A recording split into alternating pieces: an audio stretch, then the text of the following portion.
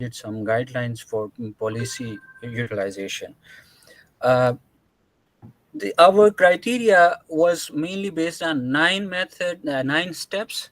That first of all, we had to designate, we had to see what are the chemicals that are hazardous and designated by the Ministry of Environment. Then we reviewed them for and as based on Water Quality and Water Ecosystem Conservation Act in South Korea. We also followed it through US EPA and European advisories issued already. The chemicals we selected were mainly prioritized on the basis of toxicity and persistence in the fish tissues. Then we also reviewed the effluent standards and their values and levels that are coming out from different treatment plants and also the industries, and what how they are distributed in different rivers and streams. And then we also prioritize some substances like Dexone. Dexone was highly expensive, like it took more than $2,000 for one sample only. So we prioritized, instead of that, we prioritize other chemicals that could be analyzed with as cost effective. And then we also identified the potential health risks in fish, and then all these analyses were estimated in the review. The international guidelines that we used mainly came from US EPA, as you can see in the screenshots. The US EPA has already designated various types of chemicals that include the different types of metals, then organochlorine pesticides, then there are organophosphate pesticides, then there are chlorophenoxy herbicides, then there are polyaromatic hydrocarbons, endocrine disrupting chemicals, polychlorinated bisphenols. We investigated all of these chemicals if they are present in the river ecosystem, especially in the fish tissues. The methods, obviously they are really long, and they are mostly repeated, so I will not go into the details because we have time constraint.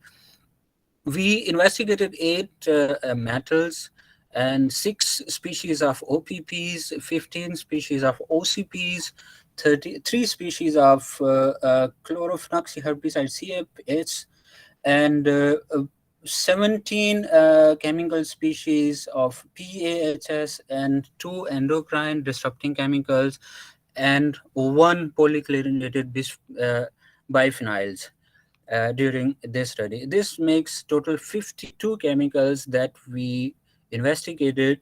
Obviously, we did not find all of these chemicals during our study. This is the details. Obviously, this is no need to go into the detail. Just for your knowledge, like these are the chemicals that are studied by EPA, and these are the chemicals that were already they are discovered or are reported by various researchers in South Korea. Uh, One of the most important tasks during this study was the selection of reference site, because we were dealing with the fish mainly, and also obviously with the water quality and sediment health, uh, and the habitat quality also. So we had to identify some of the study sites that could be used as reference sites.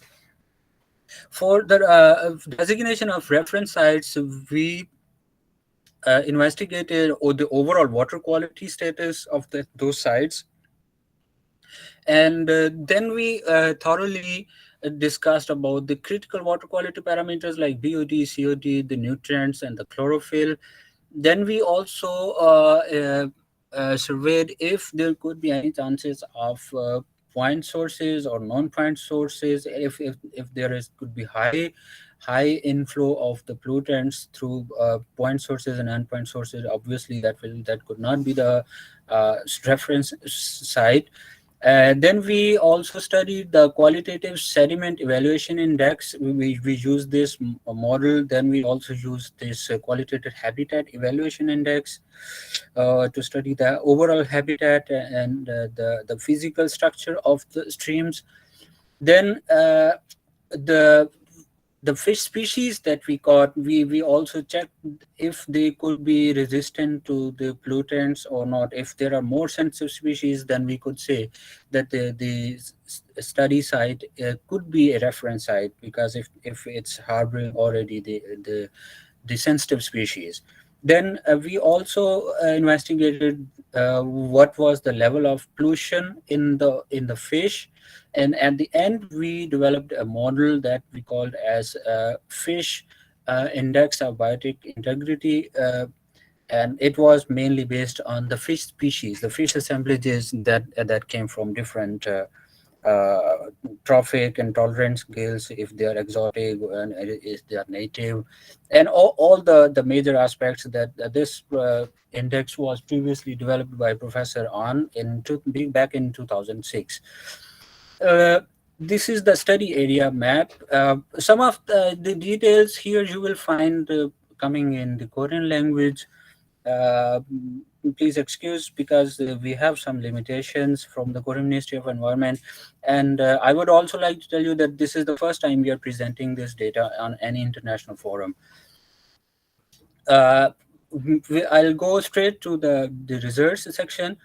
You In have the 2 minutes. research, um, 2 minutes. okay, in the research, we normally found the OCPs were found at one site. Then ananchlor was also higher at four sites, and the metachlor was only in sphere condition also in four sites. The OCPs, as you can see, these are the red line, that red bars. They indicates that the level of carbofuran and endosulfan 1 and 2 that was high at specific sites only. On the other hand, the polyaromatic hydrocarbons were present more on the study sites that were located in the upstream area, or in the area that was mainly affected by the urban watershed. The In case of the chlorophenoxy herbicides, they were only present at two sites, and 2,4-D was present at only one site. Endocrine disrupting chemicals, they were found only in three sites. In case of the metals, uh, almost all the metals were present, but like chromium was in high level, then AS was at high level at three sites. Mercury and selenium was at not so much high level, except site 26. Uh, when we studied the water quality factors, we identified that the level of chemical oxygen demand was relatively higher as compared to BOD, and TP level was not so much high, except two sites that were located in the agriculture zone. The sediment health, that was mainly, this was the sediment evaluation index that we used in this study, and the assessment told us that mostly the sediment health was in a good status during the post monsoon and pre monsoon season. And we also studied the chlorophyll and volatile and non-volatile substances, suspended sediments, the omnivores and insectivores, on the basis of trophic gill, the fish species that showed that mainly the omnivores had high levels of different chemicals as compared to the insectivore species. The index of biotic integrity was mainly low at the dam sites. Like in the first one is the dam site.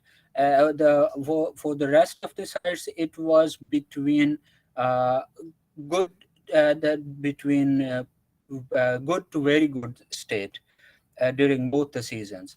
the land use patterns, this is the land use pattern that we studied for the sites.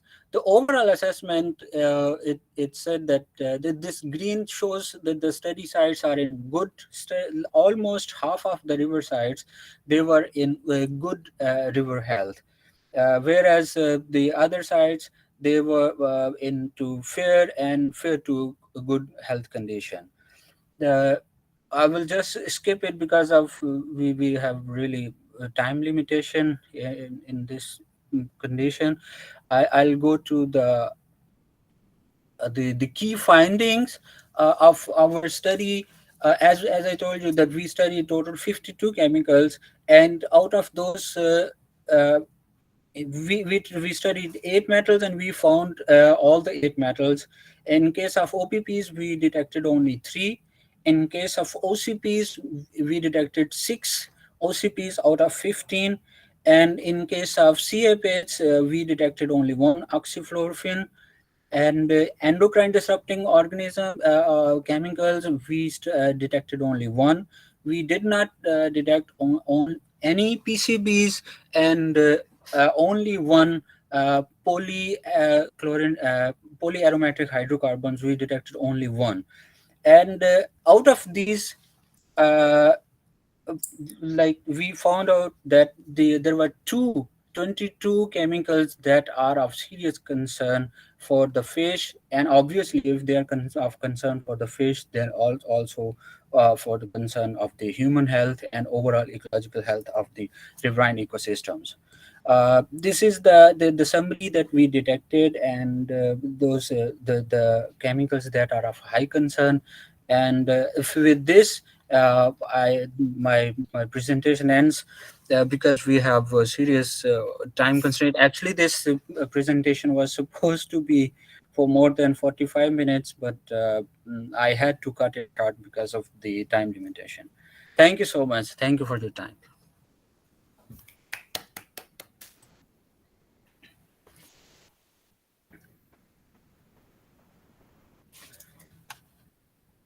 Thank you very much. Maybe you can stop share. Yeah. Okay. So I think Professor Singh, it's now my presentation, right?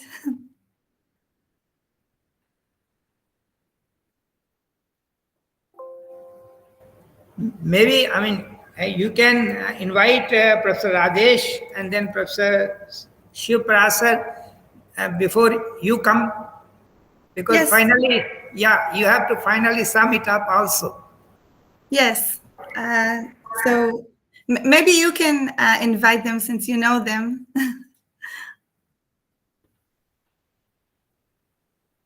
Yes. Professor Rajesh is here now. Professor Rajesh, I saw you were there.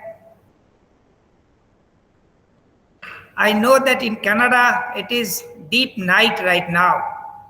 Still, our good friend, they are a part of our, this discussion. Are you here? Yes. Yeah. Yeah. Yes, he is presenting. Yeah, my microphone's on. Can you hear me now? Yes. Yeah, okay.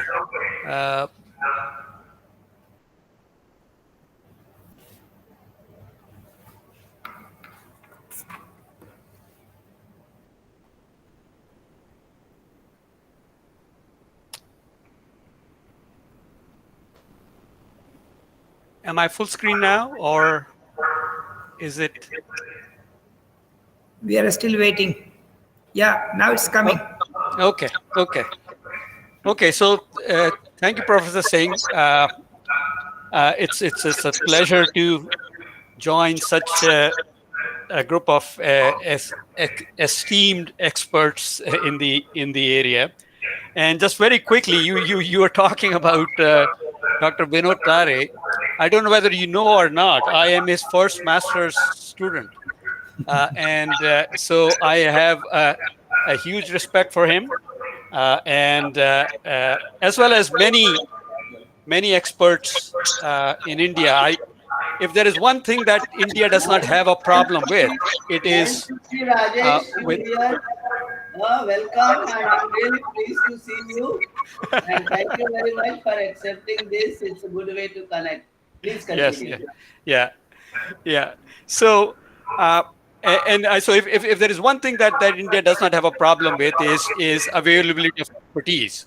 So, so on your invitation, Dr. Singh, I whatever little that I have learned, I wanted to share my experience, and in the end, it is through this shared experiences that we can decide things that may work. Okay. Why am I not moving? Just a moment.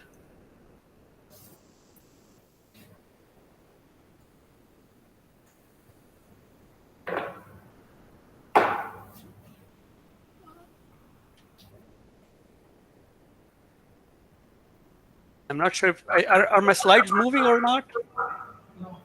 No, not now. Okay. I have a project duplicate.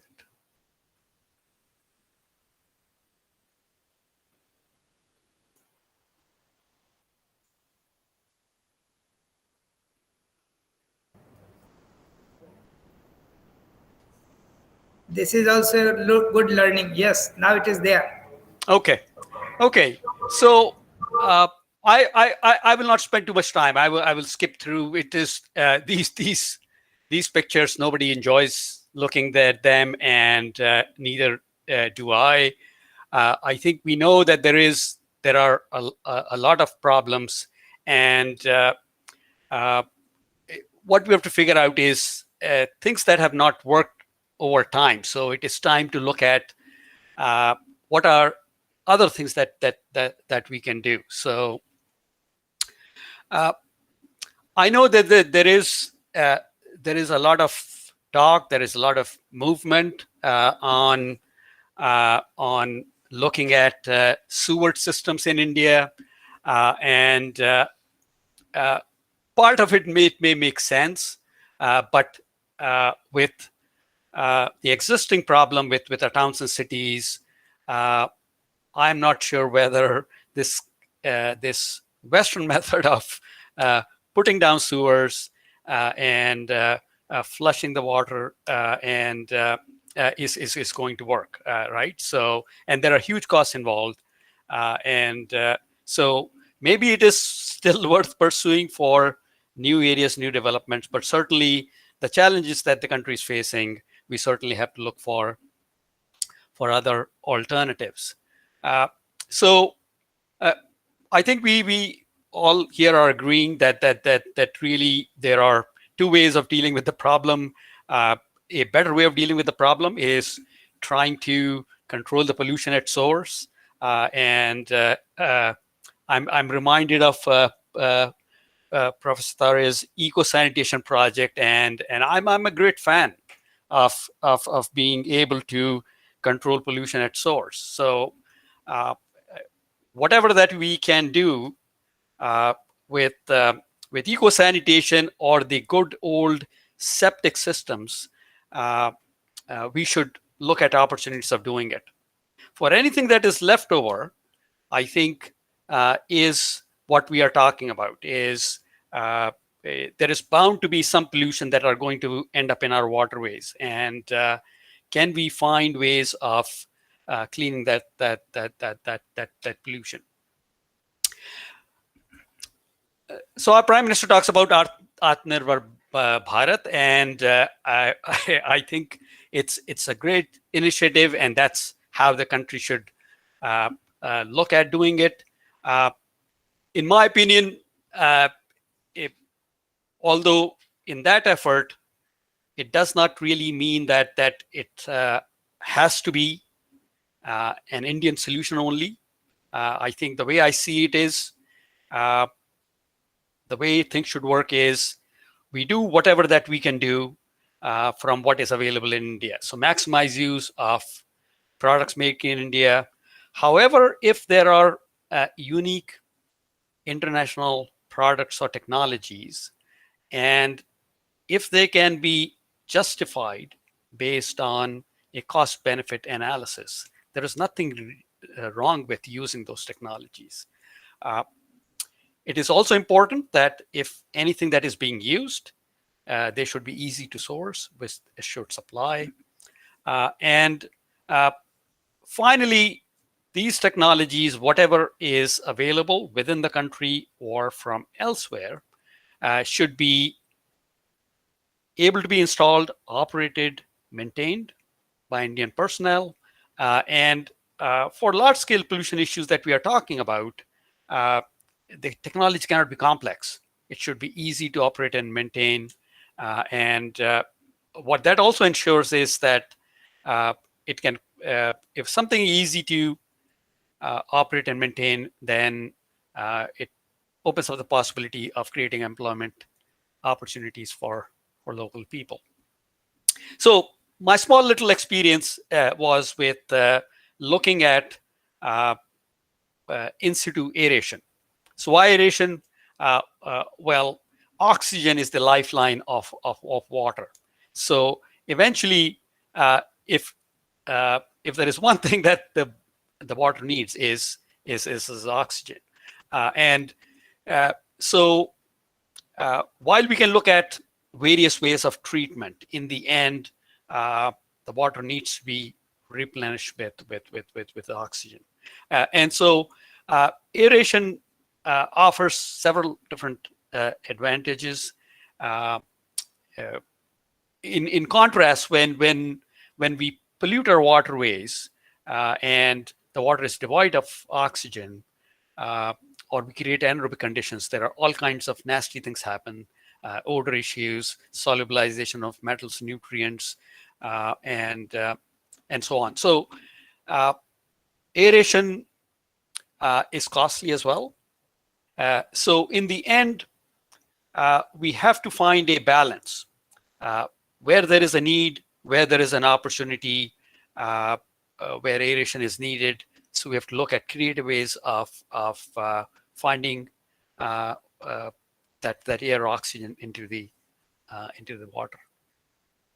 So here is a small project that we did. The product is called bubble tubing aeration system from a Canadian company called Canadian Pond, and the project was funded by IC Impacts, and this work was done in collaboration with CSI, our NEEDI, and Delhi Jal Board. Essentially, as I can show you with some of the graphics here, although it looks like a tube with holes punched in it, but if anybody has tried punching holes in a tube and transferring oxygen to water, they would realize that it is not easy. Transferring oxygen into water is a problem. Oxygen has very low solubility in water, and so for aeration devices, if you want to transfer oxygen, then they have to have a proper way of doing it. Otherwise, it doesn't happen. So here are some screenshots of what we did, so the point I'm making is that this bubble tubing, and again, I don't have any shares in Canadian Pond. I'm not here to sell that product. If there is any other product available, I think it is important that the product that is used is demonstrated, tested to do the job that's supposed to do. And so the product that I took to India from this company, there is a long history of application. There is certified testing of the product, and there are many international projects to show that project works. Talking about the use of international expertise, so the tubing is the one that is made by in Canada. The compressors are from Germany. Some of the best compressors that are made in the world are from Germany, and everything else is as one of my students, the first word that he learned was jugaad. So everything else can be found in India, and we can make this system work. Installation, you can install this system in a matter of a week or 2 weeks. It's so easy to install. And then that's at the end of project, and with the variation going on. So the why bubble tubing? Well, I know the product. It works well. So oxygen transfer efficiency is the main criteria, and as this standardized testing data shows that this bubble tubing is able to provide very good oxygen transfer efficiency. Another important thing to note, which anybody who deals with aeration, is in order to look at cost savings, one of the important factors that affects oxygen transfer efficiency is depth of submergence. So with the same amount of air, same amount of infrastructure of aeration, increasing the depth from about 5 feet to 20 feet increases the oxygen transfer efficiency from about 20% to about 45%. Okay, so in terms of using in situ bioremediation methods, using aeration, so we can sort of follow the logic that we normally follow in wastewater treatment. Is first, anything that can be controlled at source, that's the first thing that we should do. If we don't pollute our waterways, there would be no need to treat that pollution. In riverine systems, again, it makes sense to go to the sources or the tributaries, which are the more heavily polluted, and try and treat them at that level, so that it's more expensive to remove pollution when it's diluted. And then in terms of treatment itself, use a combination of treatment, BOD or oxygen demand. Particulate BOD is best removed by removing particulates. So the more you can remove by settling solids is the first thing that can be done. If aeration is being used, then we look at aeration, and then we use the power of microorganisms, then providing opportunities of increasing their population by providing surfaces for attachment through attached growth is one possibility that can work. So another company that makes a product called BioCord. It's a light fibrous material that provides extremely high surface area for attachment, and aeration system using bubble tubing and BioCord. 2 minutes. Yeah. Okay. Yeah. Thank you. Yeah. So as a concept, the remediation using aeration and surface for attachment can be implemented.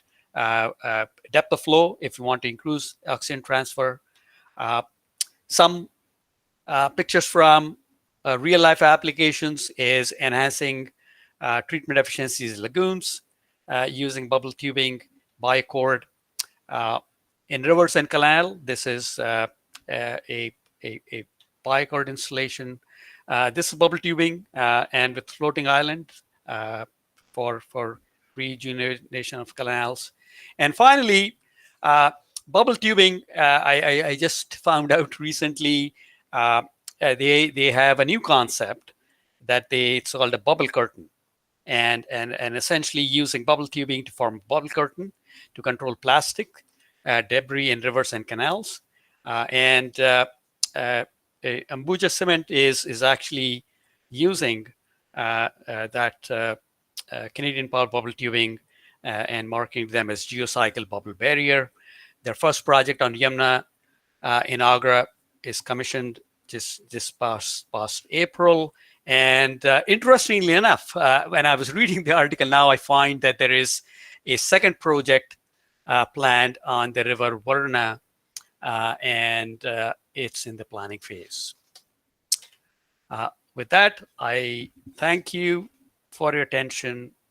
And again, it's my pleasure to join such an esteemed group of individuals. Thank you.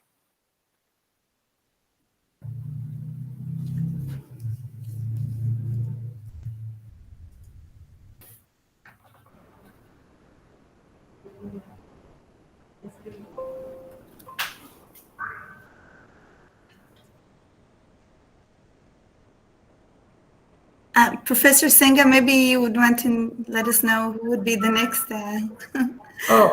So let us thank Professor Rajesh first.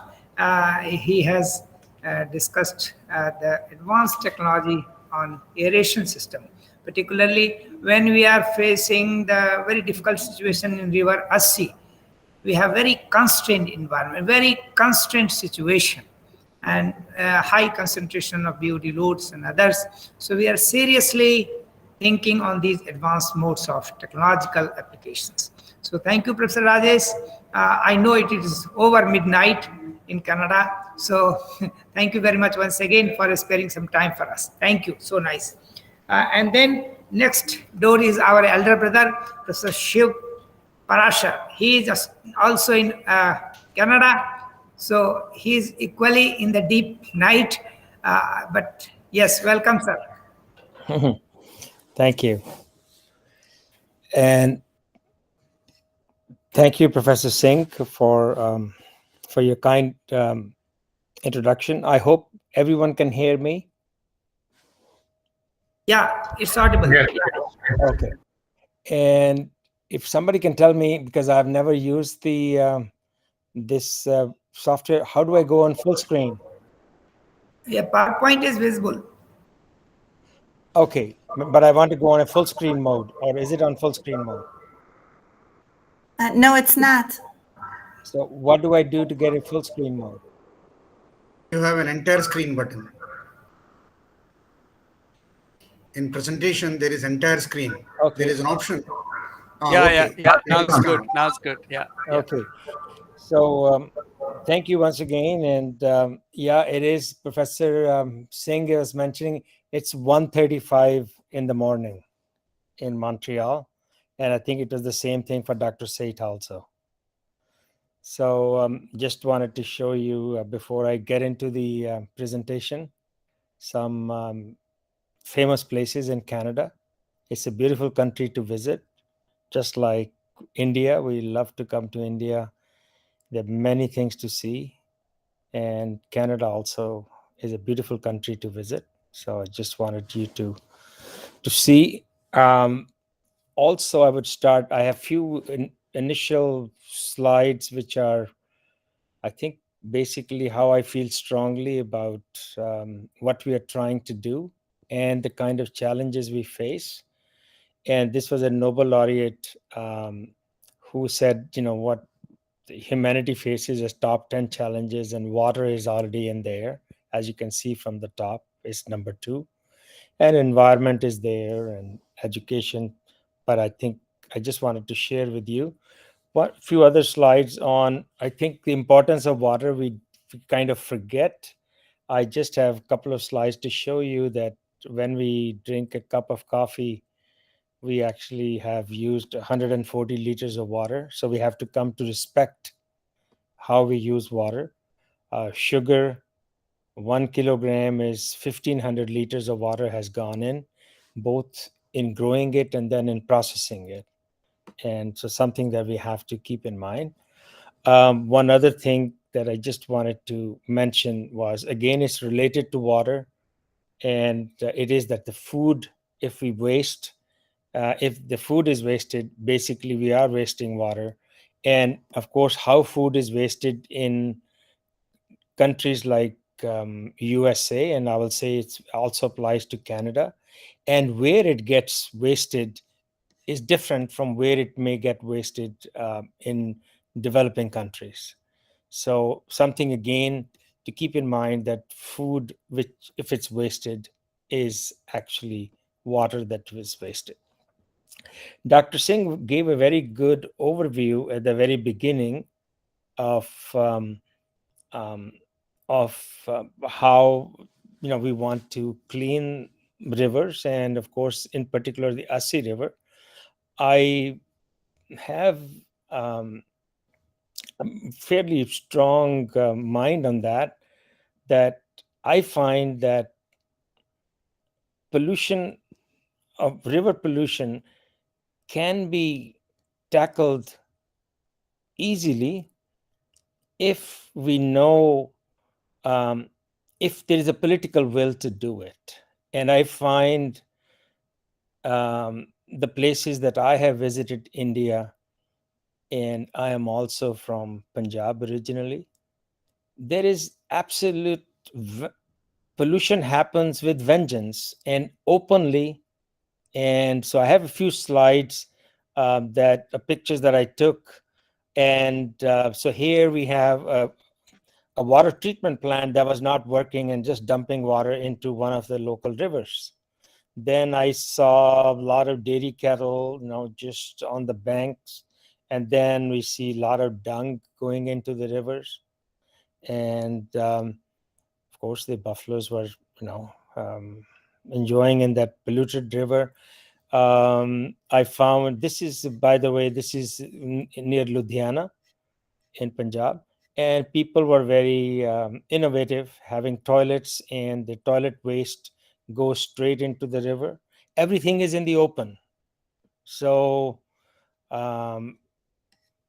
industrial wastewater just getting dumped into the river.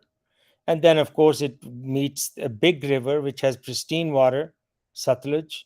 And then you see this water, which was brought in by this small river, which passes through the urbanized area, and it pollutes the whole river.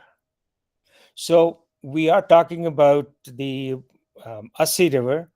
I think the key thing is to find out, because there are two types of pollution. One is the point source pollution, one is a non-point source pollution. Non-point source pollution, we don't know where it is coming from. It's a more diffused form. The point source of pollution is where we know it is coming from. And I find that in the Assi River context, that we know which drains are bringing in the water and where is this waste coming into the Assi River. So we have to find ways. One way is, everything is there now, and now we can try to treat, decontaminate Assi River before it gets into Ganga, because it is also on the upstream side of all the ghats. Or the other thing could be to fix the problem is to actually go to the source. What is bringing pollution to Assi River, and try to remove the pollutants, try to stop people from polluting it. Like look at that level, and then Assi River, and if you apply it through all the tributaries of Ganga, the whole river will be cleaned. I know it is very simplistic, but to me it's very possible if the political will is there, and if all the stakeholders, all the people, it's not just the government, it is not just the educational or scientists, it is all the other stakeholders. They are brought into confidence, brought into a situation where everyone wants to try to solve the problem, and then it can be done. Most of my work has been done with biochar, and which is really produced by pyrolysis, and we end up with a very carbon-rich material, and we have found it to be highly sorbent material. It has both agricultural and environmental benefits. We have used it when we have pollution from heavy metals in water, and biochar is able to sorb them quite well. And if we have any endocrine disruptive chemicals, they get sorbed onto biochar. And if we have any hormones in there, they get sorbed onto the biochar. Pesticides get sorbed onto the biochar. So there are possibilities that this material, and again, this is produced from waste. It's not like you are using any um, basically what could be an agricultural waste, or we basically can produce, for example, if India produces a lot of rice, it could be the not just the rice husk, because we found out the rice husk is used for fuel, but the rice straw could be used to make biochar, and it was very effective. In some parts of India, wheat straw could also be used. When it's not being fed to the animals, it could also be used to produce biochar. Same thing with coconut, fibers, that they could be easily used. Again, not all biochars are made equal. Even if you have the same source or same what I call feedstock, depending on at what temperature you produce the biochar and how much you held that temperature, what were the initial condition of the feedstock, different biochar with different properties get produced. And I have some examples to show you. We looked at basically two agricultural waste. This is from a Canadian perspective. So corn stover is when corn is all harvested, and this is what is left standing, and then also the wheat straw. And then we also used a softwood and a hardwood, two different types of wood. And if you produce it, and this is basically what yield we get, how much biochar would we get, depending on the temperature, or depending on the feedstock that we use, we may get different percentage of biochar that we could get. So that is one thing, like how much biochar can we produce. Then we also had the different biochars, like different temperatures and what kind of pH. And if you mill it or you don't mill it, basically you are turning them into finer particles. The pH was being changed. Again, you can see it that the pH is, if it's a wheat straw biochar, the pH is 9.5 or higher, or at least different than the pH from pine wood or from the maple wood biochar. Surface area. So the quality of the biochar that we have found, if you want to know a priori that is this biochar going to be a good biochar for sorbing contaminants, one of the areas is the surface area. And again, the surface area is being, depending on at what temperature you have the same stock. So the source is the same, but depending on at what temperature you produce, you can see that the surface area of the biochar, or if it was milled or if it was not milled, you can see that there is a big change in there.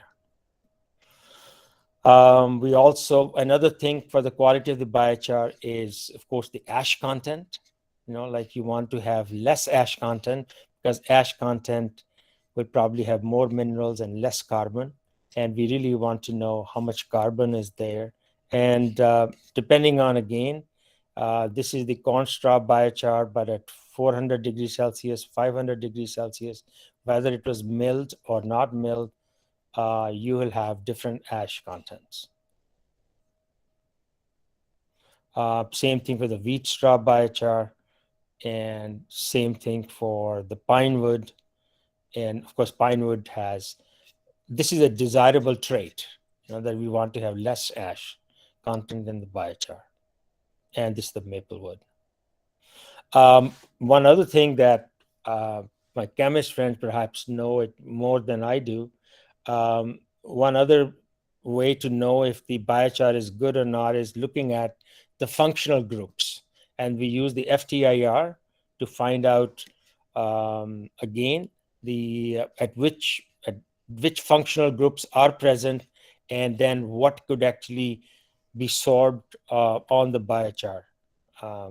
And then I have it for different. So the previous slide was for different temperatures for one biochar, one type of biochar or feedstock, and the other one is for all different feedstocks, but at the same temperature.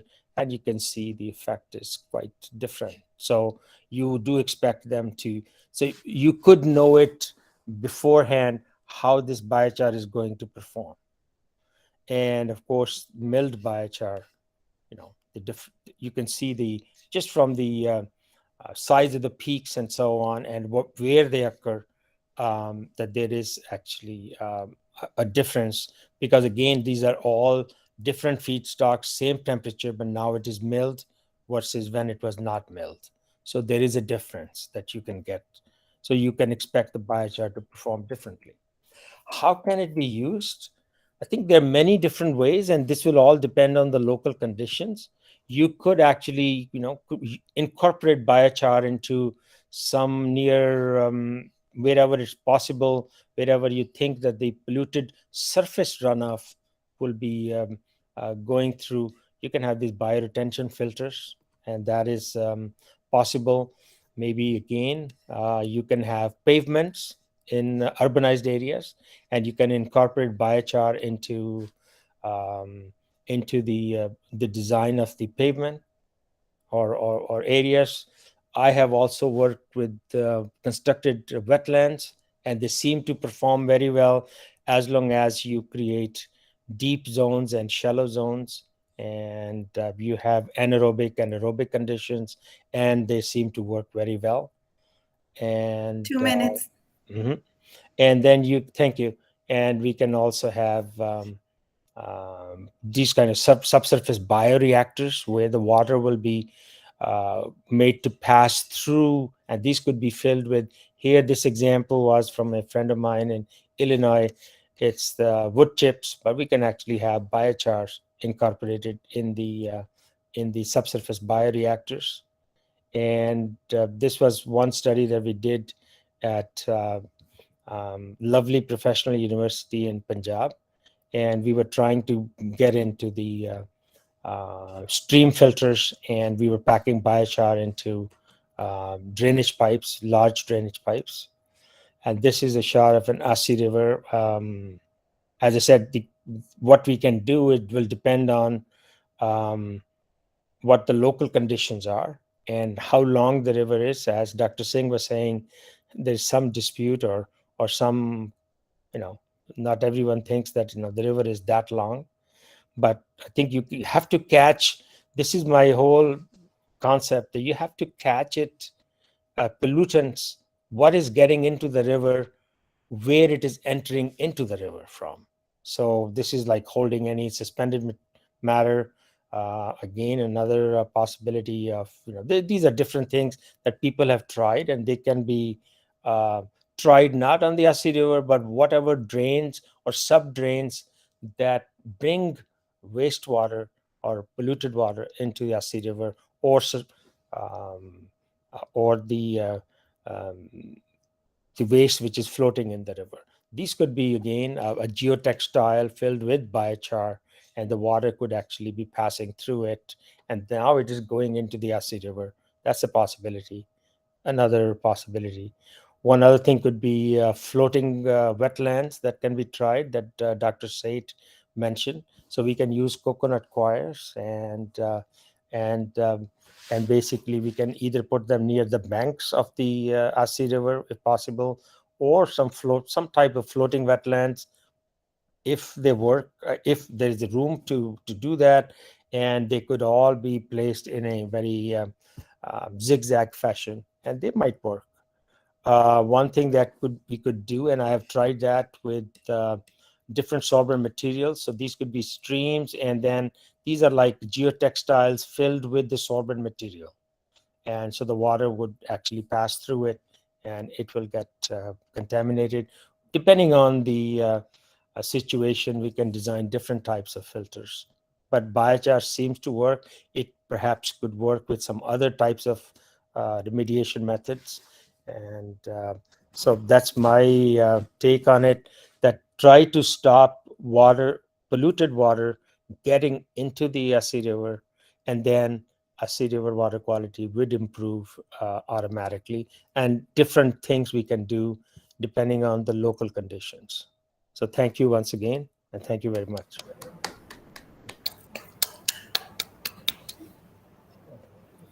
Thanks. Thanks, Professor Parasar. Yes, we will check all these possibilities in our river system, Assi, and we are open to, to accept and attempt anything which is good for us and which will be working for us. So thank you. I hope and wish that we continue our cooperation and learning together. Thank you so nice. Now, Madam Hadas, we are constrained with time, but you as a chairman, you are there, and Professor Javed is there. But before that, Professor Sanjukta Patra has joined from IIT Guwahati. She is leading our Indo-European project, Spring, and she will be presenting in brief some of the things which we have in our plan, objective, River Ganga Basin near Varanasi. And so she will be sharing some of her thoughts based on the project Spring. Madam Sanjukta, to you now. Due to paucity of time, maybe I will request you for a short presentation and just give away. Thank you. Thank you very much, Professor Singh. Can you hear me, sir? Thank you. So I'll not take much of your time. I'll just upload my slides and then I'll definitely try to keep it short. First of all, thank you, Professor Singh, for inviting me to this platform to share the work which we are carrying towards the remediation of River Ganga with regards to the Spring project. So I'm just uploading my slides and then I will probably switch off my video for better quality of the talk. Thank you.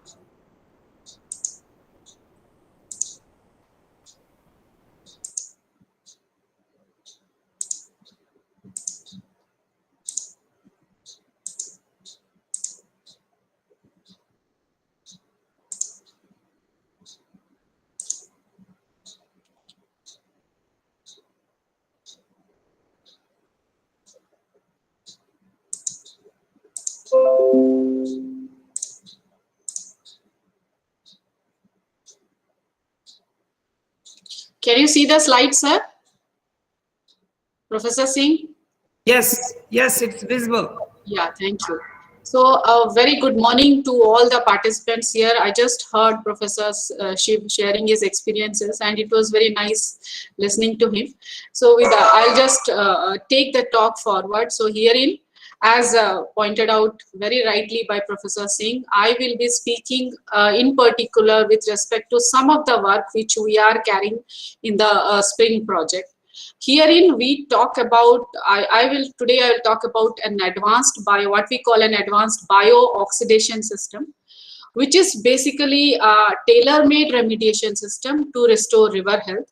And definitely we are also trying to implement this on Assi and carry it forward with regards to the other parts of River Ganga. So I am sure since last 2 days, we have heard a lot on the pollution of the River Ganga, the different point and non-point sources. So I'll not track down deep into that, but coming straight away to the point of my talk here, I'd like to point out that here we are trying to bring out, right, just before me, also Professor Singh pointed out that we need to treat water before it is discharged into the river, so that the control over the treatment is much more than when it is released after the treatment. So with regards to this particular project focuses on the contribution of the various industries for polluting rivers, and hence how each of these industries can take care of their remediation system before discharging it into any kind of water body, or rather even they can affect soil. So before discharging, how they can be treated here. So here I'll just give you this brief statistic shows how the different industries across the different stem of Ganga are contributing. The number of industries here, as you see here, is a total of around 800, wherein the major contribution is by different industries like the tannery industries, we have textile, and dyeing industries, the pulp and paper industry. So each of these anthropogenic activities, which are, of course, they are contributing towards the evolution of all of us, of all human beings, but then they are also taking a toll on the ecosystem in general. So here what we are trying to do is, we have come up with a system which is biological in nature, and is definitely it's biological in nature, and also it is a tailor-made system which can be acted upon on a point-to-point basis. So these are the different aspects of the advanced bioxidation system which I am going to talk. It is about a pollutant-specific customized solution, specific in nature, specific with regards to the specific enzymes for. Madam, Yes, your slides are not moving. Your slides are not moving. Okay. Let me unshare and share it again there.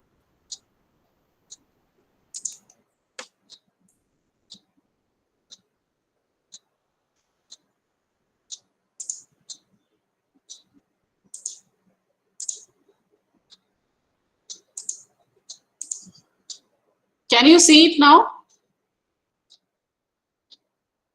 Ma'am, it's not visible.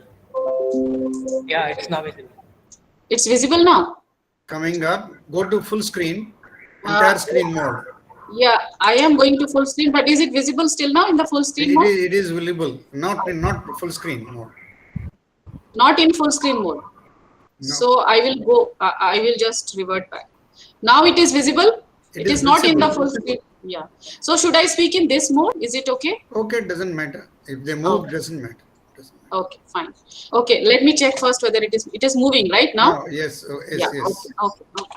So sorry for this inconvenience. Yeah, so I was just briefing about the advanced bioxidation system features, where it is a pollutant specific customized solution, specific with regards to specific enzymes for specific pollutants. So what we do here is that we identify the pollutants and then we design the enzymatic system. I'll be talking of a biological system, or rather, to be more specific, an enzymatic system. So what we do here is not just we first identify the enzymes which are with regards to each specific pollutant, which is, again, if we go back, with regards to one specific industry. So different industries will have different pollutants, and hence a specific enzyme which will target the pollutants. Then we generally try to produce the enzyme in bulk so that we reduce the cost, and then we try to pack it in columns, immobilize it so that the enzyme is not in free form, and then pack it in columns and then apply at the point of applications. So what is a biooxidation system all about? So these are actually enzymatic system which, if I try to generalize it more to address all the people who are coming from different backgrounds, it is an enzymatic system which tries to produce what we call reactive oxygen species.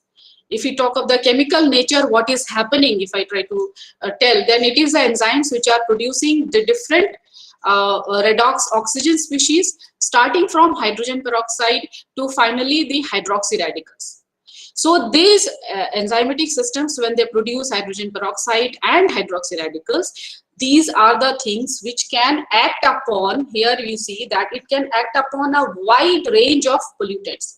Starting from reducing the organic load, the same hydroxy radical which is produced by one particular enzymatic system can act on a spectrum of things, starting from reducing the organic load to detoxify chlorines and chloramines, kill various types of pathogens which we have tried upon, then remove antibiotics and different endocrine disruptors. Heavy metals also can be targeted, and of course residues of pesticides and all those things which are also coming from agricultural runoff. So this is the entire spectrum of things which can be attended by the reactive oxygen species which is being produced by an enzymatic system. Now, I will, before going to the specific industries, I will just talk about two different enzymes which produces this reactive oxygen species in general. So one of the enzyme is actually glucose oxidase. So this is to just give a general overview of this. Glucose oxidase is an enzyme which can act upon any substrate which is glucose. Like if glucose is there, glucose oxidase can act upon this, and then it can produce, here as we see, it can produce hydrogen peroxide. Now, if there is glucose present in any water body, which is a very common form of food which is available in all different water bodies because of various contributing sources, then hydrogen peroxide can be produced provided we have immobilized glucose oxidase system over there. So glucose oxidase will produce H2O2, and then it can act upon the various range of pollutants which I talked about in the last slide. So that is about glucose oxidase as an contributing enzyme. Then the other enzyme which can act, produce hydroxy radicals here. This can produce hydroxy radicals actually. So that is xanthine oxidase, and xanthine oxidase is an enzyme which accepts substrates like xanthine and hypoxanthine. And where do they come from, or rather will they be present in the water body which we are going to treat? Yes, of course. That is because all living systems, any living cell which dies, whether it is bacteria in living as well as in dead form, when they die and disintegrate, all of us have xanthines and hypoxanthines because they are present in our DNA and other biomolecules. So when they are broken down, so that means what? Any water body will have xanthine and hypoxanthine. So that definitely means that xanthine oxidase as an enzyme, when it is taken as an immobilized enzyme and made to work on these polluted systems, then they can take xanthine and hypoxanthine as a substrate and produce hydroxy radicals. So what will these hydroxy radicals do? They will then take care of the pollutants which are present in the wastewater. So these are two general enzymes which can be tried in different systems to unpollute the water bodies. Now I'll talk about I'll just talk about two specific industries to keep this very short. We have tried this on textile industries, wastewater. So what does here, as I talked about, let's try to find out what are the pollutants which are present, which needs to be addressed. And two things which we have addressed, which is present throughout. Here you see, these are the different processes in the entire textile industry, wherein they generate different kinds of pollutants. And so we have what we call the pollutant heterogeneity study, in which we see here that dye and starch are the two different things which are present, which act as contributing pollutants in the wastewater released from any textile industry. So here what we do is we have tried to devise a system which is actually made up of two different enzymes. We have used two different enzyme systems here for treating textile effluent. You see here that the three different things which are taken care are starch, which is a pollutant, dyes, which are present in the textile industry, and with regards to the textile industry wastewater, generally iron is also present in these kind of wastewaters, which is actually we have tried to exploit that to make the enzyme work better. So here you see starch is acted upon by what we have used an enzyme called alpha amylase, which breaks down starch into glucose. Now, once you have glucose, this glucose is further treated by, I already talked about the enzyme glucose oxidase, and this generates H2O2. So this H2O2 will now act upon the entire wastewater to remediate it. So here you see these are some of the parameters which we have tried to test to make this enzyme working happen better. These are the inhibitors and all. We have also tried to characterize the enzyme and then immobilize it and then finally make it work in the remediation system. So here you see that this we have shown the clearing of the dye which has happened in different concentrations. So the enzyme, the cascade of enzymes, two enzymes which we have used that clearly cleans up the dyes which are present in the wastewater. So this is with regards to textile industry wastewater cleaning up with using the advanced bioxidation system. The next industry which we tried working on was dairy industry. So here you see that if we talk about the pollutant heterogeneity here in a dairy industry wastewater, the things which needs to be cleaned up are mostly proteins which are in the form of casein, or rather to be more simple, lactose is a protein which is present. Then we have carbohydrates which may range in the up to 8% even.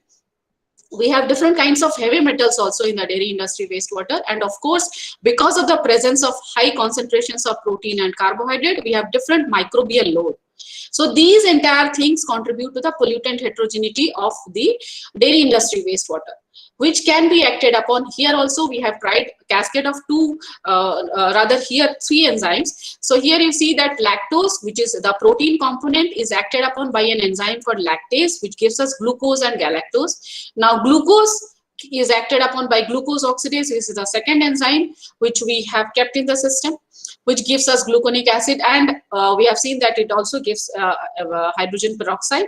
And the third enzyme which we have kept here is again xanthine oxidase, because there is lots of microbial load here. So this is a third enzyme which is present, and that also gives us the hydroxy radicals, which finally all of them contribute to make all these three enzymes can act upon the entire pollutant heterogeneity which is present in dairy industry wastewater.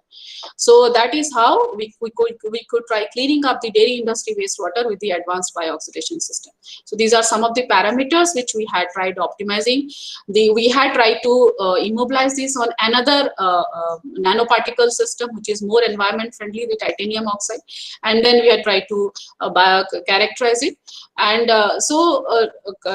those are the two different industries which we have tried upon. Now the third thing which I would like to talk before closing is that we have also tried to make this bioxidation system work in different municipality drains as well as cleaning of lakes. Now water bodies are not just flowing water bodies, even stagnant water bodies are getting blocked and getting polluted. So we had tried this cleaning up in different lakes. That was especially in the this particular spring project actually also extends to the Godavari water basin. So there we had tried cleaning up some of the stagnant water bodies with the use of the bioxidation system. So these are some of the cleaned lakes which we had taken up, our group had taken up. So now I would like to, as requested by Dr. Singh also, I'd like to keep it very short and just try to summarize that we had tried making our bioxidation system work on two different industries, and we are trying with many different other industries also. And along with that, we had also tried to make it work on stagnant water bodies. So with this, I am very much thankful for giving me this platform to share my views, and thank you to all for your patient listening. I am open to any kind of queries or questions you have. Thank you.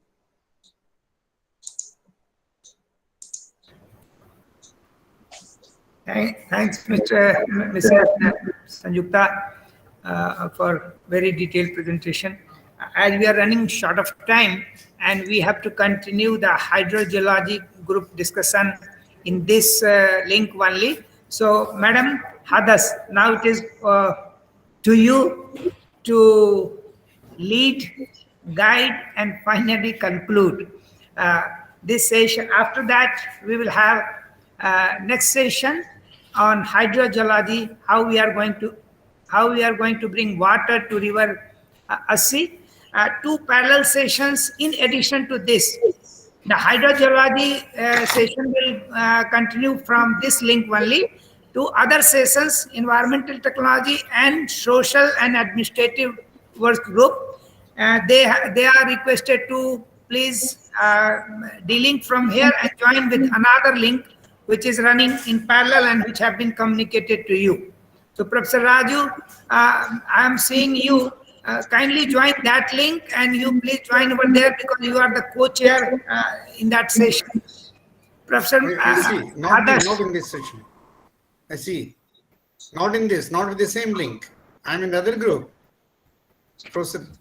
Yeah, PK Singh, no, you are here. Yeah, sorry. I'm here. You are here. So you will continue once Professor Okay, madam. Hadas and Professor Javed is over. Professor Madam Hadas, also. now it is open to you. Madam Hadas has something to present. Yeah, but it seems that. Let her. Doesn't matter. You can take some of our time. There is no problem at all. Make a decision. Like. No, okay. Professor PK Singh, please allow her. Doesn't matter. I don't take much time. Definitely. Can you ask the other speaker to unshare her presentation? Because she needs to unshare the presentation.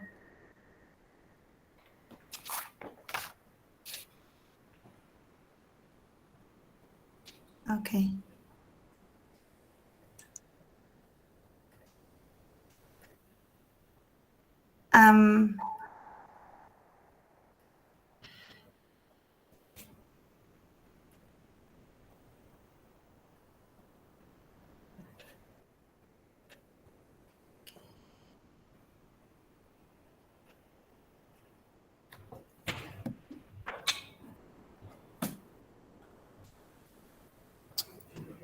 इसका sound भी गायब हो गया. हाँ sir. नहीं और लोग join कर रहे हैं अभी.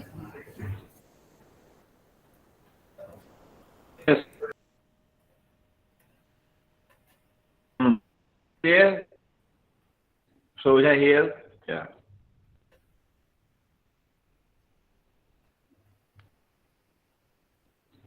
तारे साहब नमस्कार. ओझा जी नमस्कार. Do you want me to present shortly or not? Okay, so I will do it very quickly. Just let me know if you can see my presentation. Okay, it has come up. Your Yes, presentation has come up, but not full screen. But okay, can you see me moving slides? No, they are not yet moving. Try. Yeah. Okay. Yeah.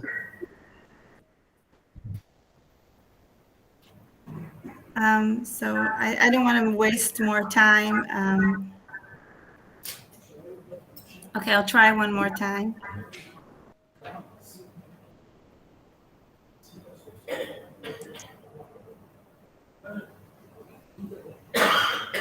Can you see the presentation now?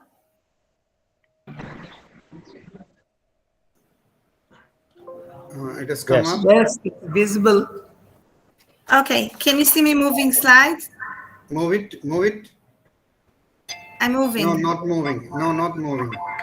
I never used this one.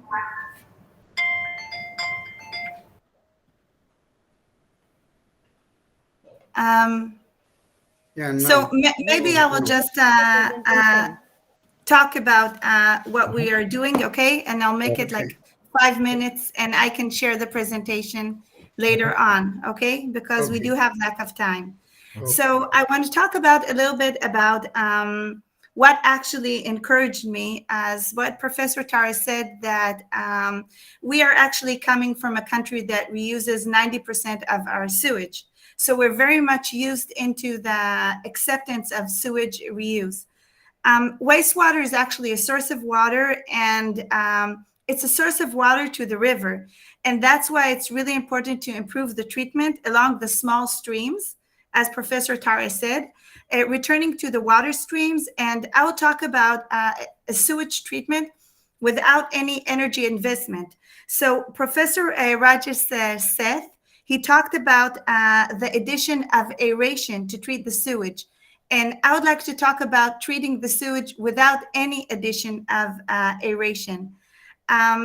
Together with Tapel University, we worked in the past few years on developing a treatment technology that can actually treat sewage in small ponds using indigenous microorganisms, thus not adding any microorganisms to the sewage.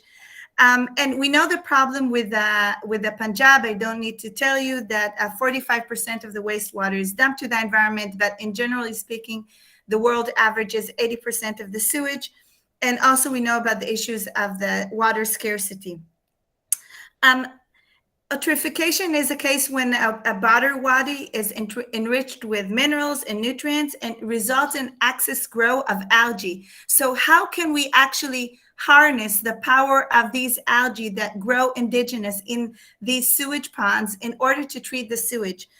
What we did is we developed a simple low-cost treatment that we use supports. So the supports are in the size of this, about this thing, that we add into the water. And why we're doing is that we know that bacteria use oxygen in a microenvironment that surrounds a microalgae, okay, to degrade the organic matter. The microalgae will actually use the carbon dioxide, okay, and the factor growth that are produced by the bacteria and the nutrients from the sewage to produce an oxygen microenvironment.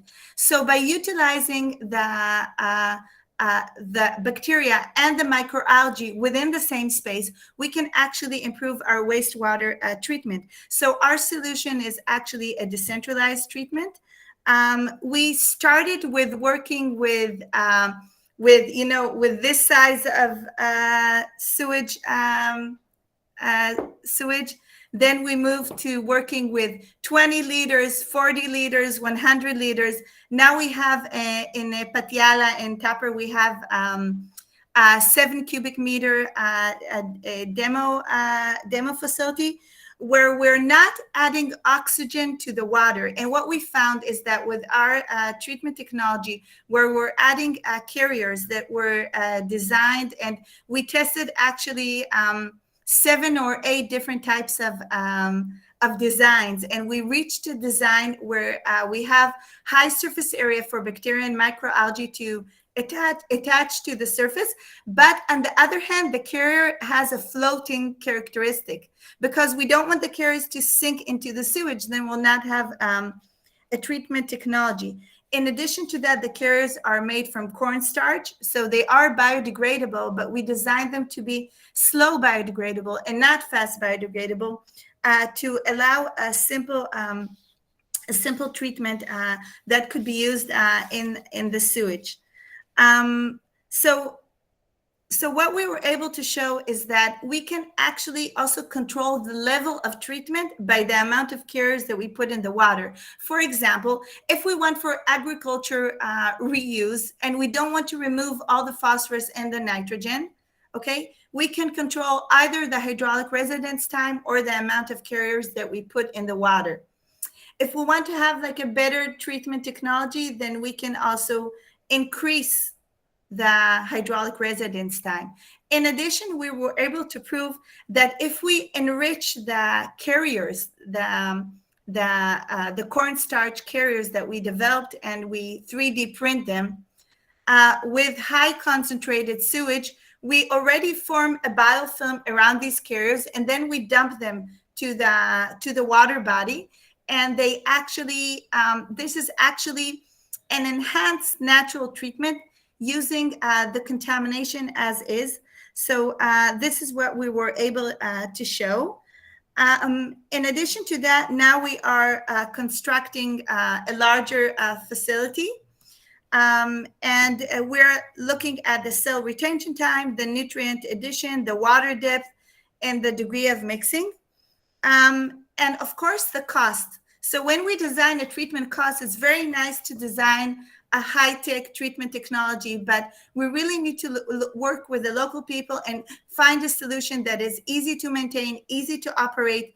And in addition to that, oxygen, by the way, is 30% of the cost of a wastewater treatment plant. So if we can actually either reduce the oxygen consumption by adding carriers that will increase the attachment of the bacteria and the microalgae, it could be actually a low-cost method that maybe will not treat the sewage perfectly, but it will be better than the current situation.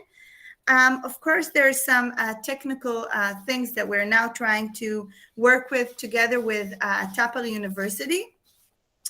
And I'll also like to present another research that we're doing. I wanted to show you slides, but I'll present it very shortly. We're using artificial intelligence to analyze water quality. So we know that measuring bacteria in water, E. coli and coliforms, is very expensive. So what we did, we took data from the Maharashtra Pollution Control Board of all the different types of water quality data. And what we found is that there's many data points that are missing, many data points that the quality is not sufficient. And for example, if we get turbidity of 1,000, we know that there's like a mistake in the numbers or stuff like that. So we actually filtered the data for thousands of data numbers. Okay, we used about 100,000 data numbers.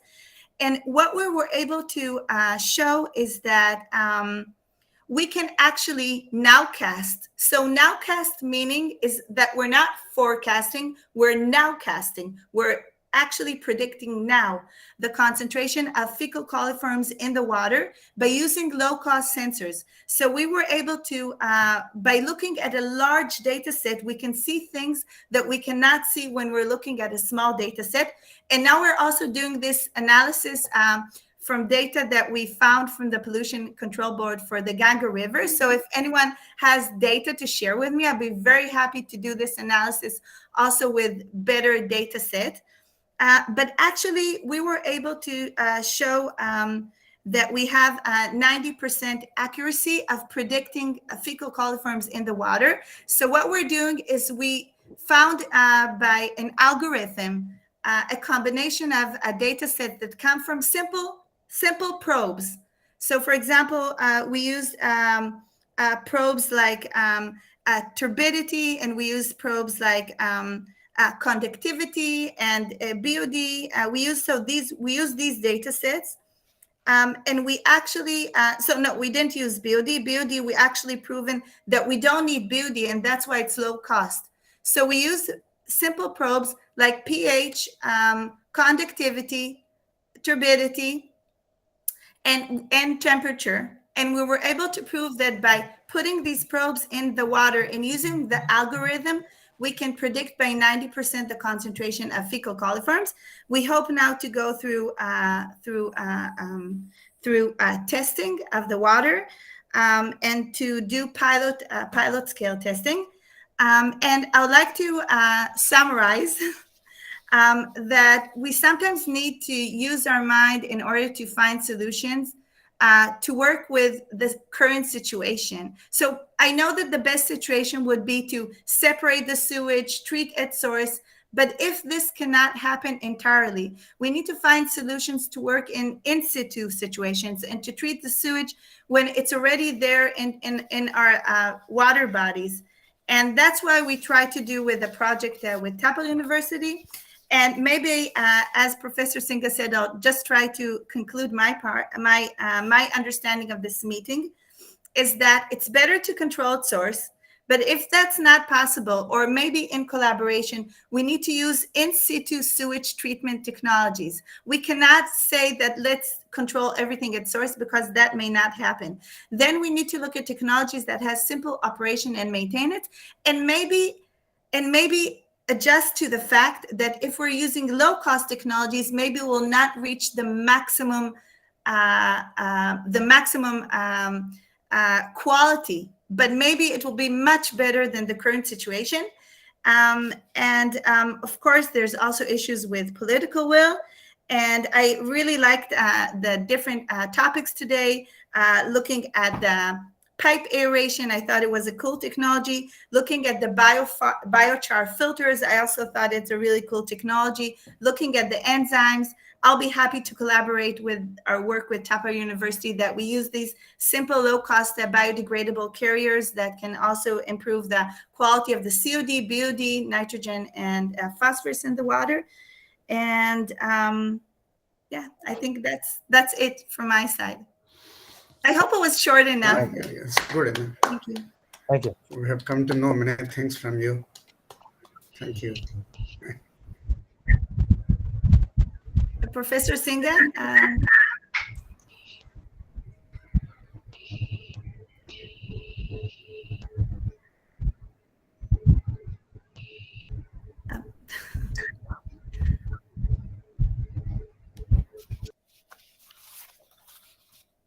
what is happening now?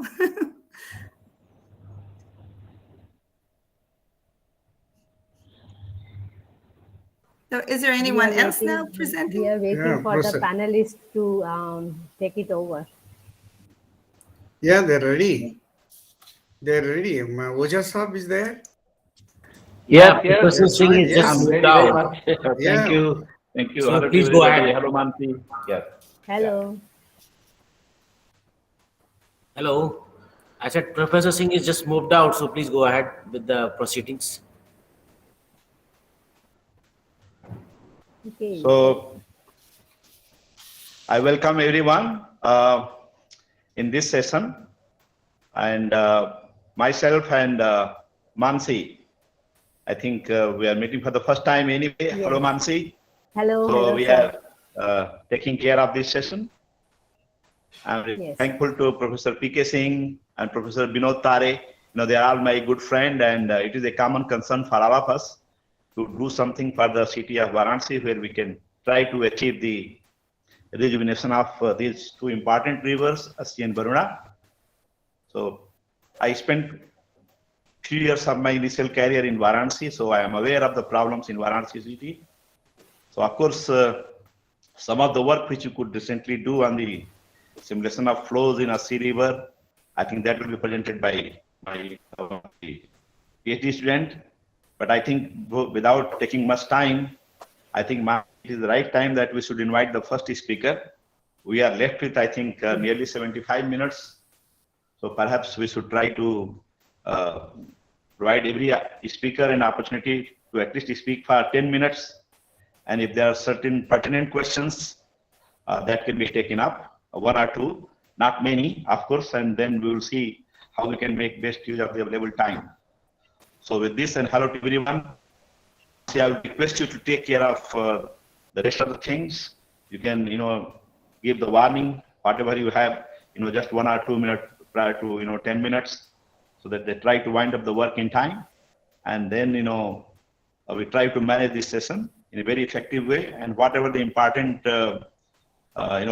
findings of this session are there, perhaps we can summarize this and present in the afternoon session. So I think with this, I give the floor to you, Mansi. You please manage. Yeah. Okay. Yeah. Yeah. Thank you so much. Good afternoon, good morning, and good evening, everybody, because I am unaware where are people sitting at this moment in time when we are talking to each other.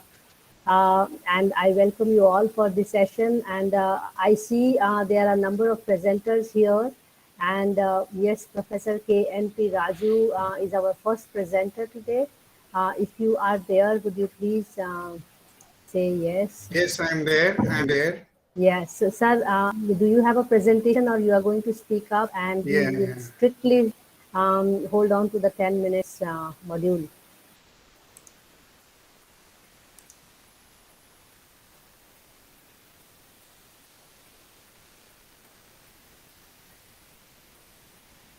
Do you have the sharing right?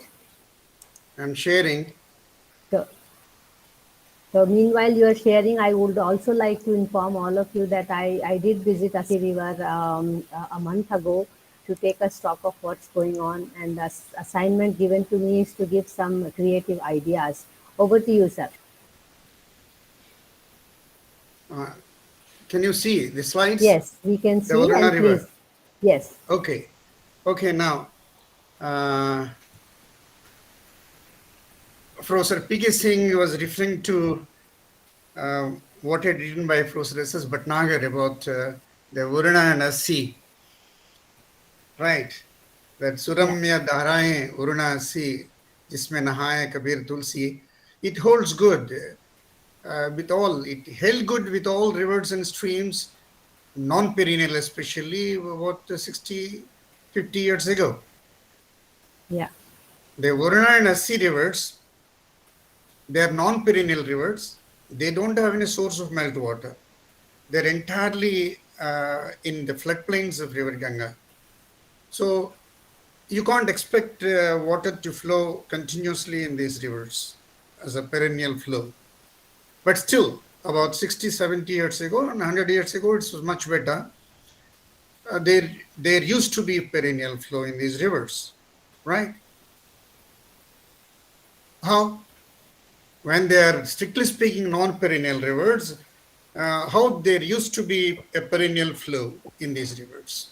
The simple secret is there is a retention water by the forests, number one, and there is base flow contribution, subsurface, very shallow subsurface base flow contribution, right? So retention in forests, retention in ponds and talls, right, adding to the shallow subsurface base flow. So these two factors help these rivers to have water throughout the year. Now forest is lost, right? Yeah. And even the talls, ponds and other things, they are not holding as much water nowadays. They are silted up. Now, let us see. Yesterday, somebody was referring, Mishraji of Namami Gange program, he was referring to first working out the source, the catchments.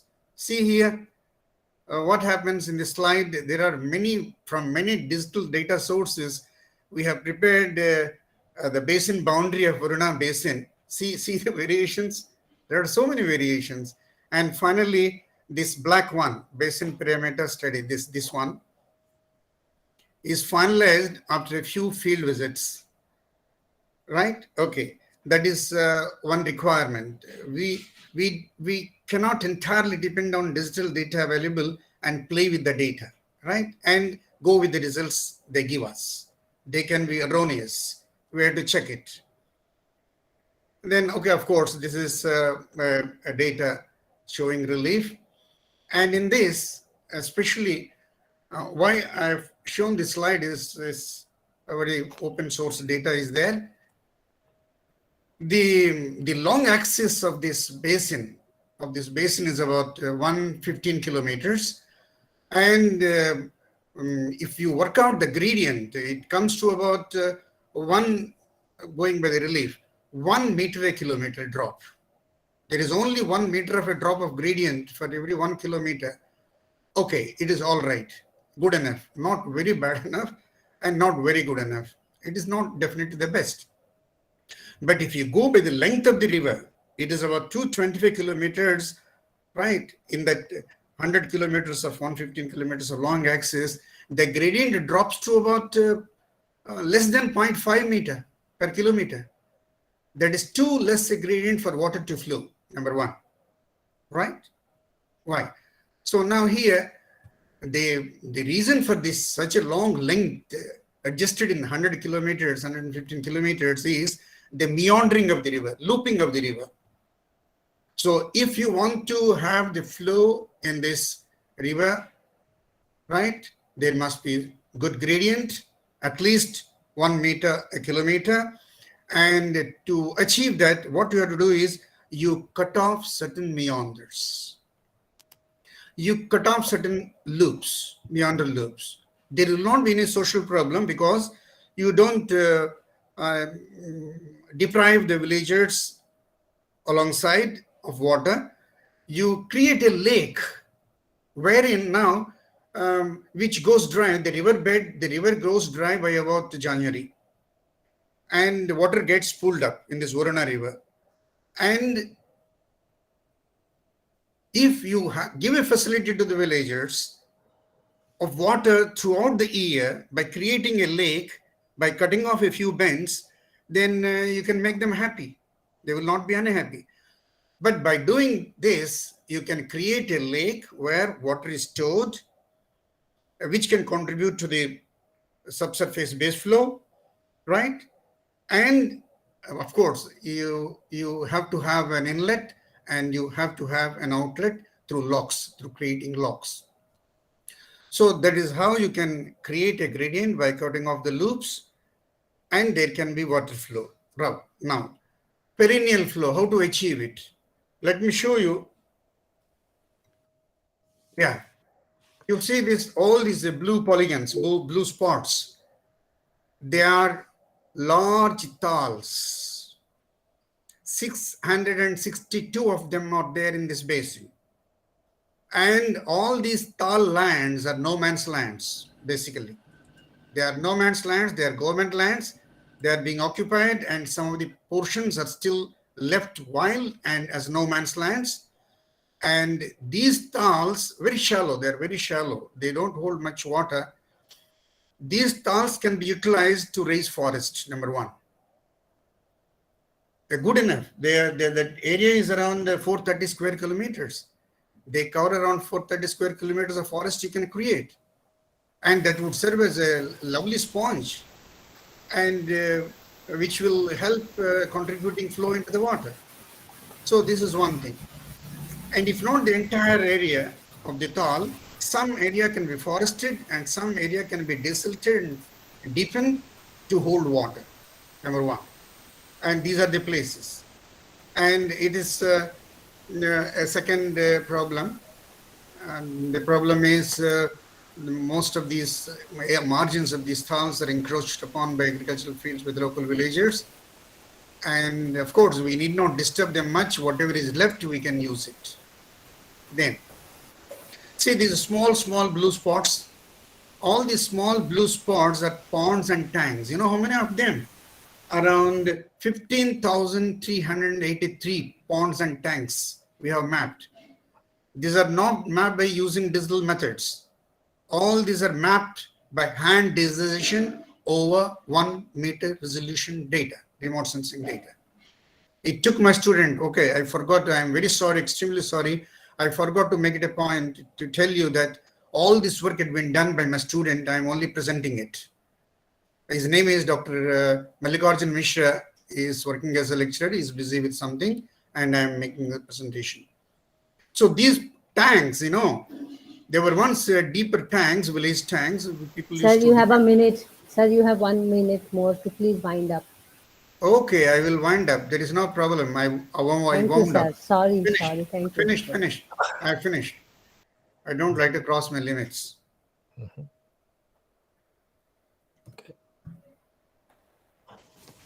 You had time, so I was just telling you that you have a minute to wind it up. Please continue. Name, right, over, finished. I don't like to run, but in 1 minute. No, but I as a moderator, I have to tell you the time, no? Okay, I accept it. I am not offended. Right? Okay, that is enough. Because I have one more presentation on Assi, a very important presentation. If time is left, I will do it. Otherwise, no. Sure, sir. Thank you so much. And I think very pertinent point, especially with the number of 662 talls and also talking about 15,383 ponds which are there. And this is also where we need to not only talk about the hydrogeology, but also the governance of it, how it will work. Very nicely put that they can be brought back to subsurface water retention ponds. So, Professor Ramakar Jha, are you around?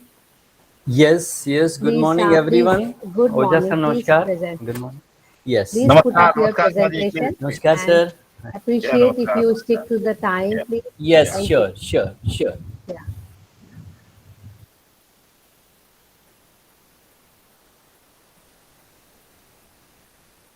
Is it visible now? Not yet. It's coming. Yes, it is visible, and maybe you may start, please. Okay. So good morning, everyone, and thank you for giving me the opportunity. And my presentation, I will try to go quick, finish it within 10 minutes. So environmental flows in river Varuna and river Assi. When I say this, then I have to really look for how it is looking in historical way. 2001, you can see we are having river Ganga over here. In the bottom, we can see Assi ghat, and on the top is Varuna river. So the population, the urbanization, the land use was more on agriculture in 2001, and it has gone really, we can very well see 2021. February, how it is looking like, fully crowded. So a lot of people are there. And then I tried to see the Assi river, how it was looking in 2001 and how it has been changing. We can see the Assi river here, and it is discharging the effluents in River Ganga. Maybe very few treatment practices were there at that time, but you can see many vacant areas in 2001. And as we move to 2008, from 2001, we are finding another stream. The tributary or the drain is coming and meeting Assi River, which is making it black. What I observed that in 2000, some of our students are working in this area. They are doing bioremediation and phytoplankton. So techniques to improve the water quality. What we observed is it has become more crowded, more polluted, and a lot of pollutants are coming, especially in the year 2010 onwards. We have observed, and you see where it is meeting River Ganga, we can very well see different color and the pollutants which are going to the River Ganga directly, and really creating many issues. Assi Ghat is upstream of that.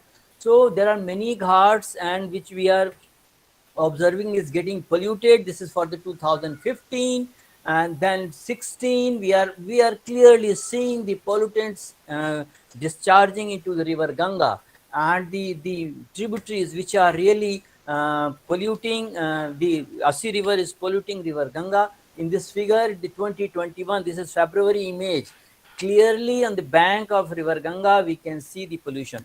This was just to give a feel of Assi River. Now we can see the situation for River Varuna. It was very clean in the year 2001. Here I have taken only 2 slides to show that how it has been changing, and the pollution level has gone up. So we are getting black color from River Varuna. That is also highly polluted. In the previous slide, we saw that less population, less people, less urbanization, less urban development, more agricultural area. But later on in the year, after 20 years down the line, we are observing very serious problem of the pollution, water quality. Now we can just get, before going to the environmental flows, I have certain observations where we lack. NGT and Honorable Supreme Court has also given the direction. A committee is formed under the chairmanship of Central Pollution Control Board, and where we lack is understanding climate challenges. Now we are finding that River Ganga and this area is having critical climate challenges, and we have to be very careful. We are observing extremes in Kerala, Uttarakhand, Nainital. We are observing it, and India is considered as one of the critical areas from climate point of view. So we have to consider that. Second one is, whenever we talk of the environmental flows, actually we need to talk specifically why we need environmental flow or flow for the environment. Whether I am looking for water quality improvement, means dilution, augmentation. I am looking for sediment flushing, because a lot of it has changed the morphology. It has been deposited, waste is deposited. We want to maintain the morphology, same shape.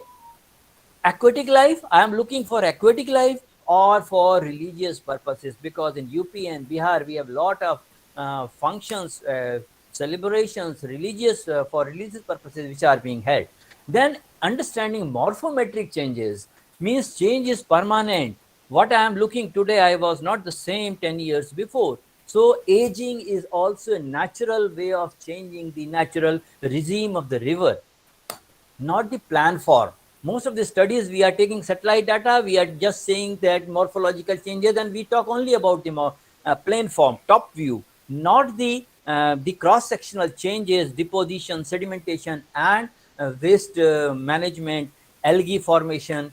So many things are there which needs to be checked, because they are also part of the morphology.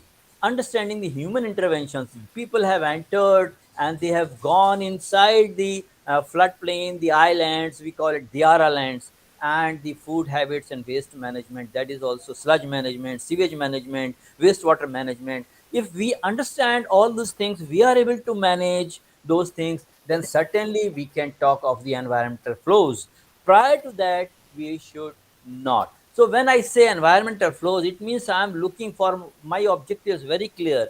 I am looking for water quality improvement, sediment flushing, morphology, aquatic life, or other purposes. So if we are talking of, we have to have certain amount of water which should be preserved, and this is the general methodology we adopt, that if this is the natural flow for environmental flow, the lower graph you are seeing, hydrograph you are seeing, discharge graph you are seeing, should be there as the environmental flow, because we have to manage the river and close to the natural regime. So that is, there are many methods we have been using, hydrological, hydraulic, habitat. So we have been using it, and I don't want to discuss, but of course, these are the issues when we are talking of hydraulic, and how do we link the banks with the water and wetted perimeter if we are talking of the hydraulic way.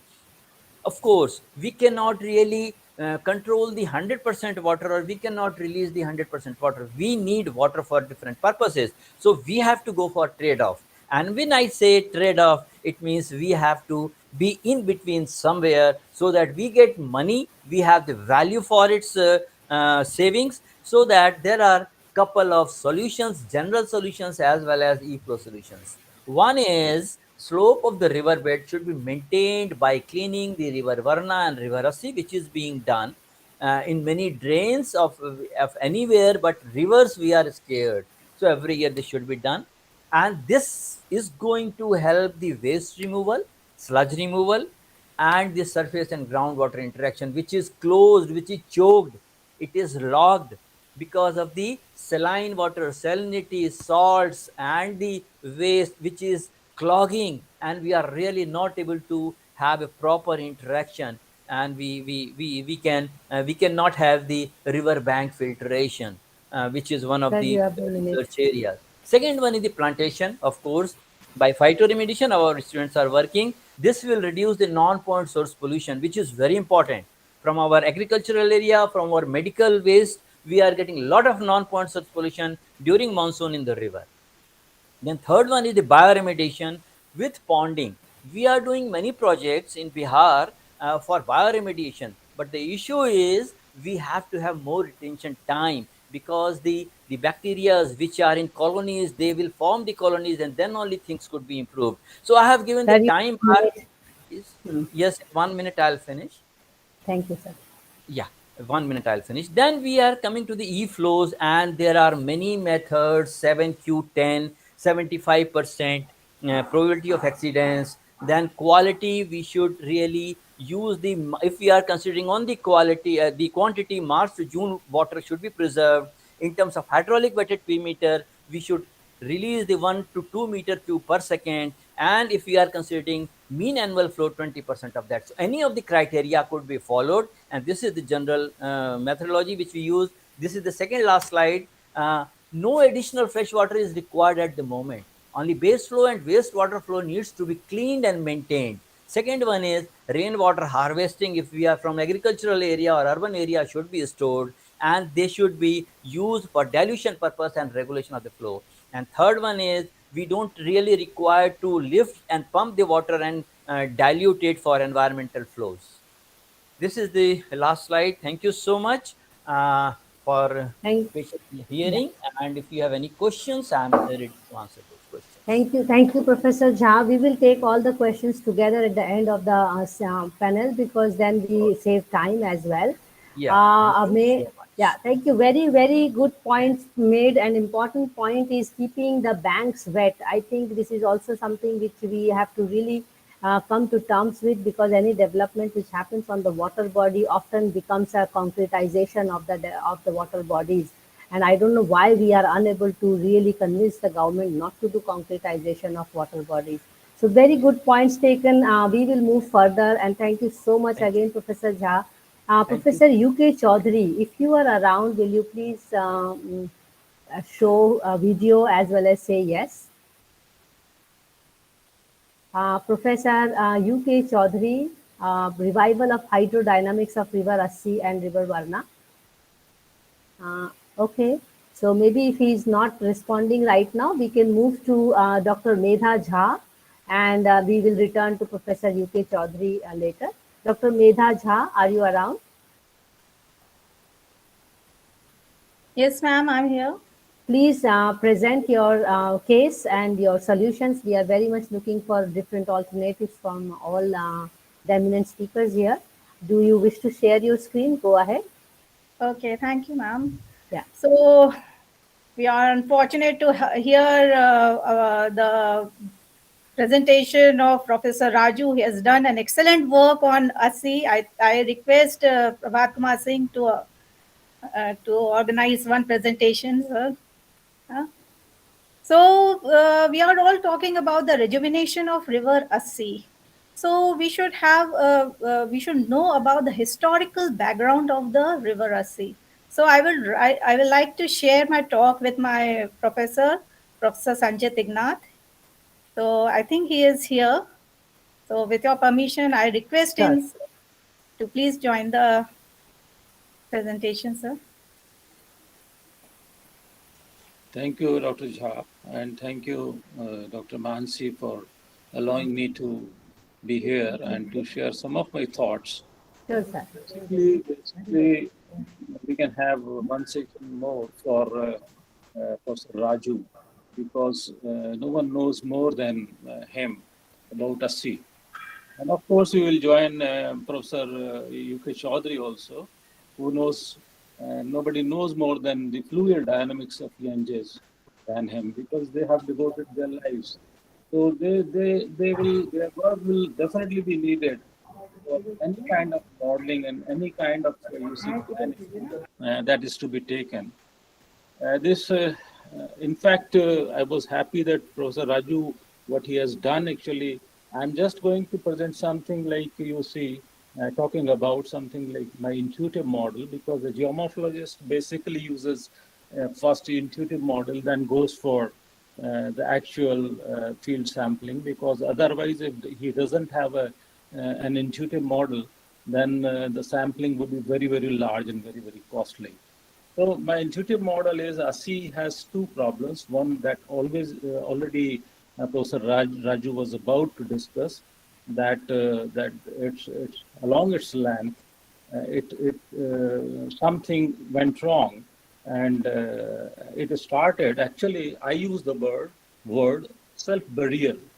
So Assi River started self-burying itself, and thereby sealing up its you see groundwater discharging sources and outlets, and thereby reducing it was a self-augmenting sort of feedback loop, and it started, you see, losing its water by sealing its groundwater discharge resources. And on the other hand, there was a major problem which Professor UK Chaudhary would love to discuss. That problem is, if you go to Assi Ghat is not a normal band. It is that band where the kinetic energy, the Ganges, part of Ganges, loses its kinetic energy all of a sudden. And that is a sort of you see, shadow zone for kinetic energy. And it silts very heavily.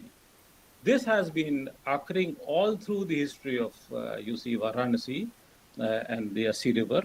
And as you could have seen or noted in the presentation of Professor Raju, the map he showed, the Assi has many, you see, confluence points. There are many confluence points through the history. So it kept on shifting because of the silting force and backwaters from Ganges into the Assi. Assi had lost much of its water, you see, content, and the Ganges had free way to go into Assi, and because the angle is such that it falls in a low kinetic energy zone, so all silting happened at the mouth of Assi. So Assi kept on shifting here and there, and that was the problem with Assi. So when we are planning, one way is that model is very beautiful model. I tell you that Professor Raju suggested is that you use the loops as lakes and make it straighter so that it gains some of kinetic energy and gradient rather. And second problem you will have to address is at the mouth, because this mouth is very artificial, that has been discussed. So you will have to actually design a mouth for confluence of Assi where silting problem does not hinder it, Because otherwise, whatever solution we will go for will last for 50 years or so.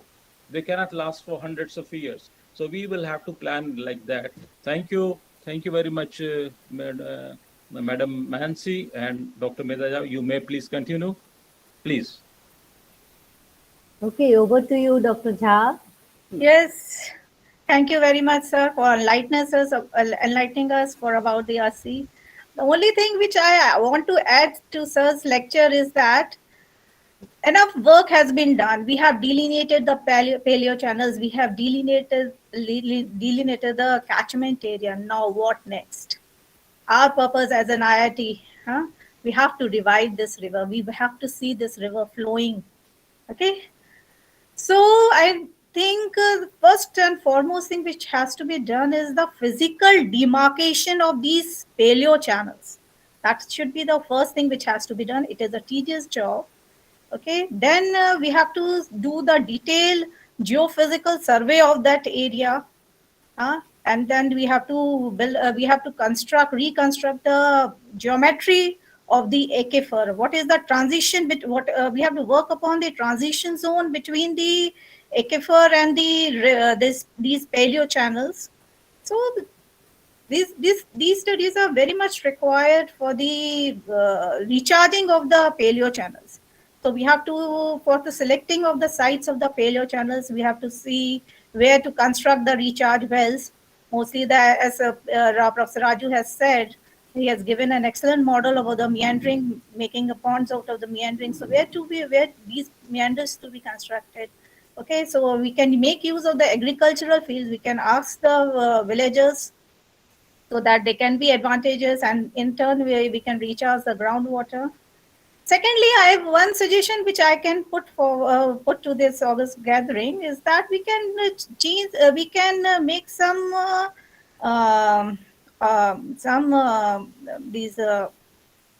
construct some structures to convert the channel flow of the city to sheet flow of the city to the channel flow. We can do trenching all along the river Assi, or some points along the river Assi, parallel to the river Assi, where this sheet flows changes into the channel flow, so that more time for the recharging of the ground. The main purpose is to recharge the shallow waters. We have shallow groundwater aquifers of the area. We have two types of aquifers here. We have the shallow aquifers and we have the deep-seated aquifers. So our purpose, these shallow aquifers are basically the backswamp deposits. So we have to recharge all these zones. So this can be my suggestion to this or my addition. Thank you. And lastly, I can say that we should not use artificial methods. We have to restore the river. So we have to build up the natural ecosystem of the river. Then only this river will survive. Thank you very much. Yeah, thank you so much, Dr. Medha Jha. It seems that in the academic circle, we keep talking about ecosystem of river, and the political and bureaucratic circle keeps talking about economic river, and I mean, where are we converging? And that's a very interesting thing we have to discuss probably in the next conference or next session, where politicization of science can stop and scientization of politics can also stop. You know, that should also stop. So maybe I will give another shout to Professor Yukit Chaudhary. If you are there, you may want to speak up now. Sir, if you are there.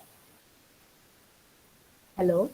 Are you there? Because I have been put as a next presenter, but I can wait. Madam Mansi. Yes, sir. Good afternoon, sir. Good afternoon. Good to hear you. He has preferred to sit in the social discussion group, so he may not be joining this group, so we can go ahead. Okay, so then the next presentation scheduled is my presentation. So I will share with you the screen, and then we have 2 more presentations to come up. So pardon me to just get into the screen. I'm not able to see where to share the screen. Okay, I see it now. So welcome, Mansi. Yeah. Please go ahead with your presentation. Okay. Yeah, thank you, sir. Thank you. Right. Yeah, thank you. Okay.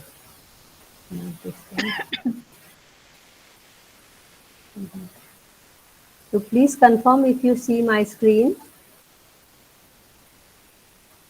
Are you seeing the screen? No. Not yet? No, madam. Okay, now? Do you see it? Yes? Yes. Yes, it is visible. Yes, please go Okay, ahead. thank you. Good afternoon, everybody. I'm going to quickly actually summarize or kind of give some ideas how we can do it. And I think Dr. Medha Jha put it at a right place, there, right point there to me that we have all the solutions. Where do we head forward? And also she gave a hint that we have to take an ecosystem approach. So I am here with an invitation from Dr. PK Singh, and I thank you for having me here. So vision for hydrological revival of river Assi. And we have these messages not far from there, by the way, that river that flows in you, all of you, that also flows in me. So we have to really think of river as a life system than river as an infrastructure. That is my first take here. I have also referred to the same paper which also which has been talked about and very well documented, the Assi's invention, I will say, or reinvention of Assi in that region. So when I looked through the document, I also came across these number of water bodies which are red dotted in the map here. So when we focus on a river and we pump in all the money into reviving a river, and this is where we have failed in river governance in the country. A few years ago, I was actually looking at the funding distribution of how much we spend on ponds and channels and tanks and how much we spend on rivers. If we look at how much we spend on Ganga, and if we look at those thousands of tanks and ponds and hundreds of those lakes, which was already mentioned by Professor Raju, you will see already that we are discriminating water bodies without realizing that they are interrelated. Now, with the climate change impacts, we cannot really make this discrimination, because the solution of climate change impact lies in those small water bodies than the big water bodies. So I am not denying that the river needs to be revived, but I am saying that if we really need to revive that river, we really have to focus on the smaller water bodies and just leave the river on by its own. River knows to manage itself. If people have to manage themselves, and people, if they can stay away from the rivers, honestly speaking, as an idea, I think rivers can do their business. The problem lies here is of the governance. It's the land. How do we deal with that land? Now, if we have identified this water body, how do we get it back? How do we really reclaim it as a land? As a theory, it sounds very good that we must get back this land, and we should do this and that there, which are all right, technically right, scientifically right. But it is a governance problem. How do you reclaim water again out of a land where the process of reclaiming land out of water has been stronger in the entire country? Be it riverfront development, be it lakefront development, be it any of these ghats and all which are made, are always reclaiming land from the water. Now we are talking about reclaiming water from the piece of land, which requires a very good understanding of land use distribution. And I was really struggling to find a land use distribution of this area. What is the ownership pattern of this area? Which are the points where government has its stake? Because when we talk about shear water spread, which has been very well documented on Assi now, thanks to all the studies, the designation and delineation of the water body is missing from the governmental documents, as that how to reclaim it back. How many are private properties? How many are government properties? Based on that, we can work on it. Then another aspect which has been completely ignored is the presence of drains. From the Ved time, these drains are called nadis.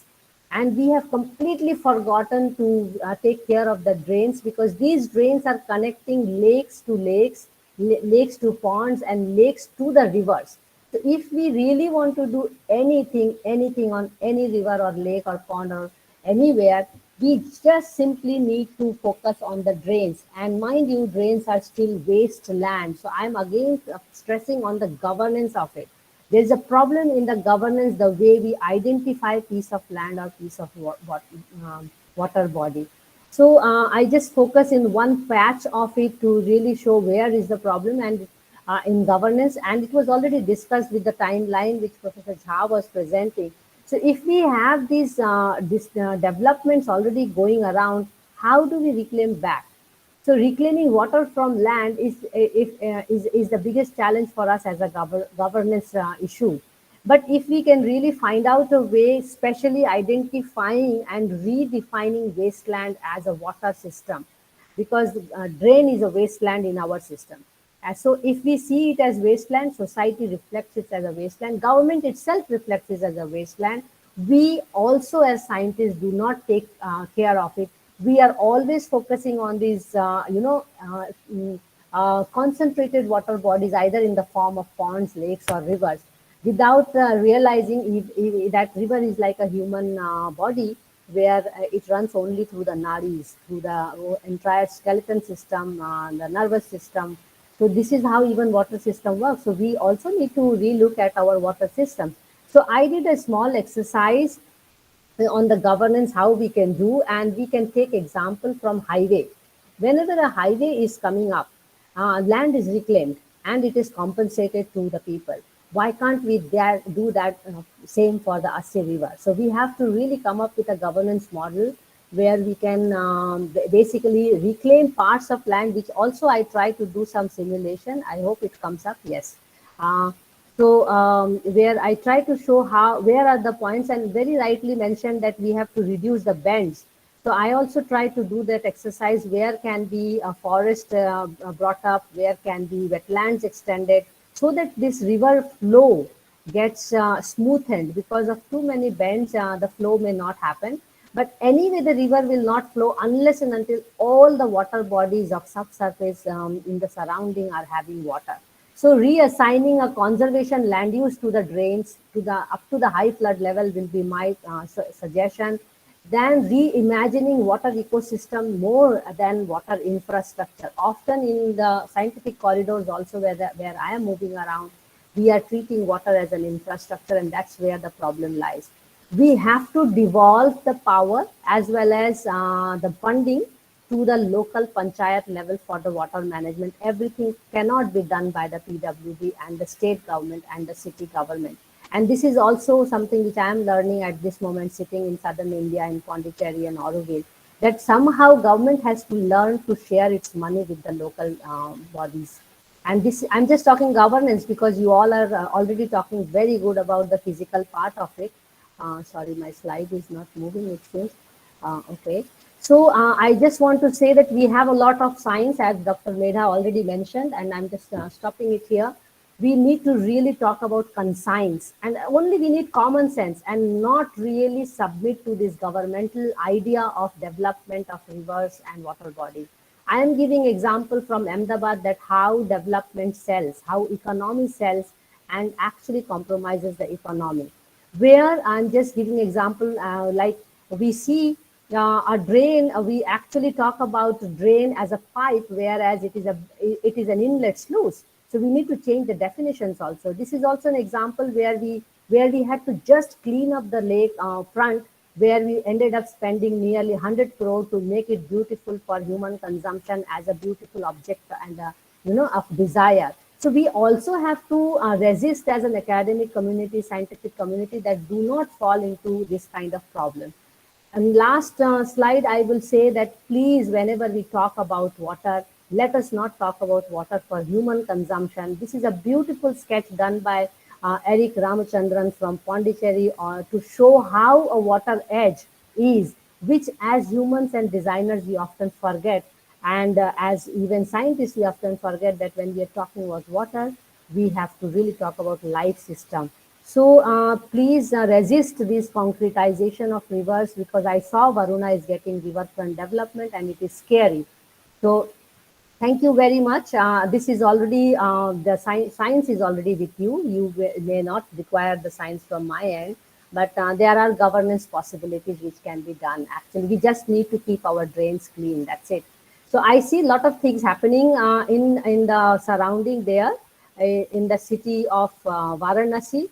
But what hurts me is that Ganga of Varanasi seems to be very different than Ganga of the up north and Ganga of the Ganga Sagar. We also have to see the river as one water body. So Varanasi, UP gets 70-80% of the Ganga money, which is already a problem for me as a governance. So thank you very much. I will be very keen to indulge further in the governance aspect of it, how it can be resolved. And I will stop here. And Professor Singh, because the speakers lineup has changed, do you have any suggestion for me?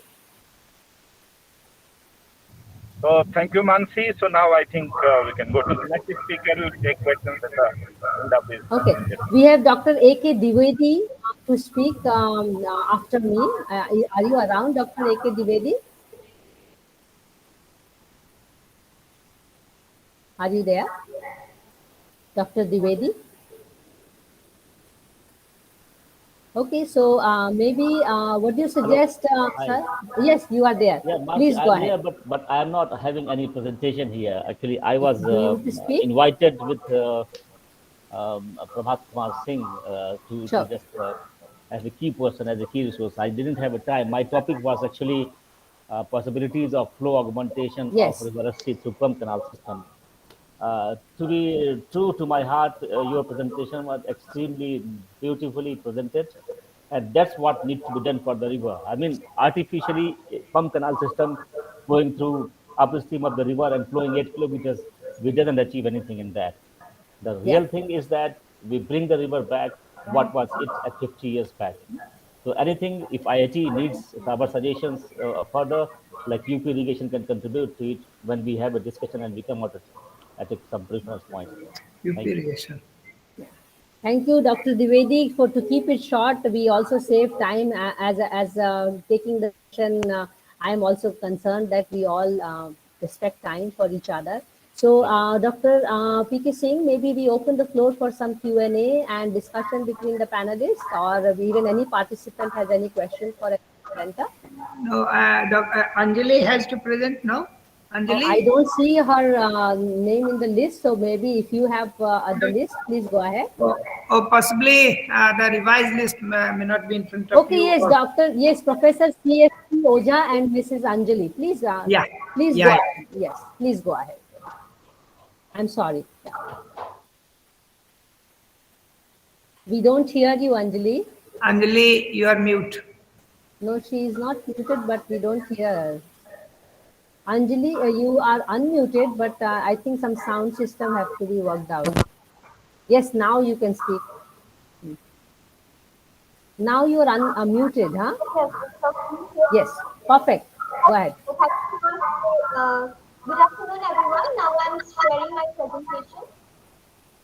Yeah, there's a lot of echo, Anjali, from your end.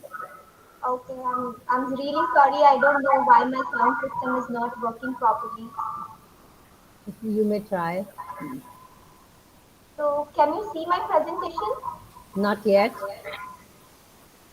Okay. It's visible now. Go ahead. Okay, thank you, ma'am.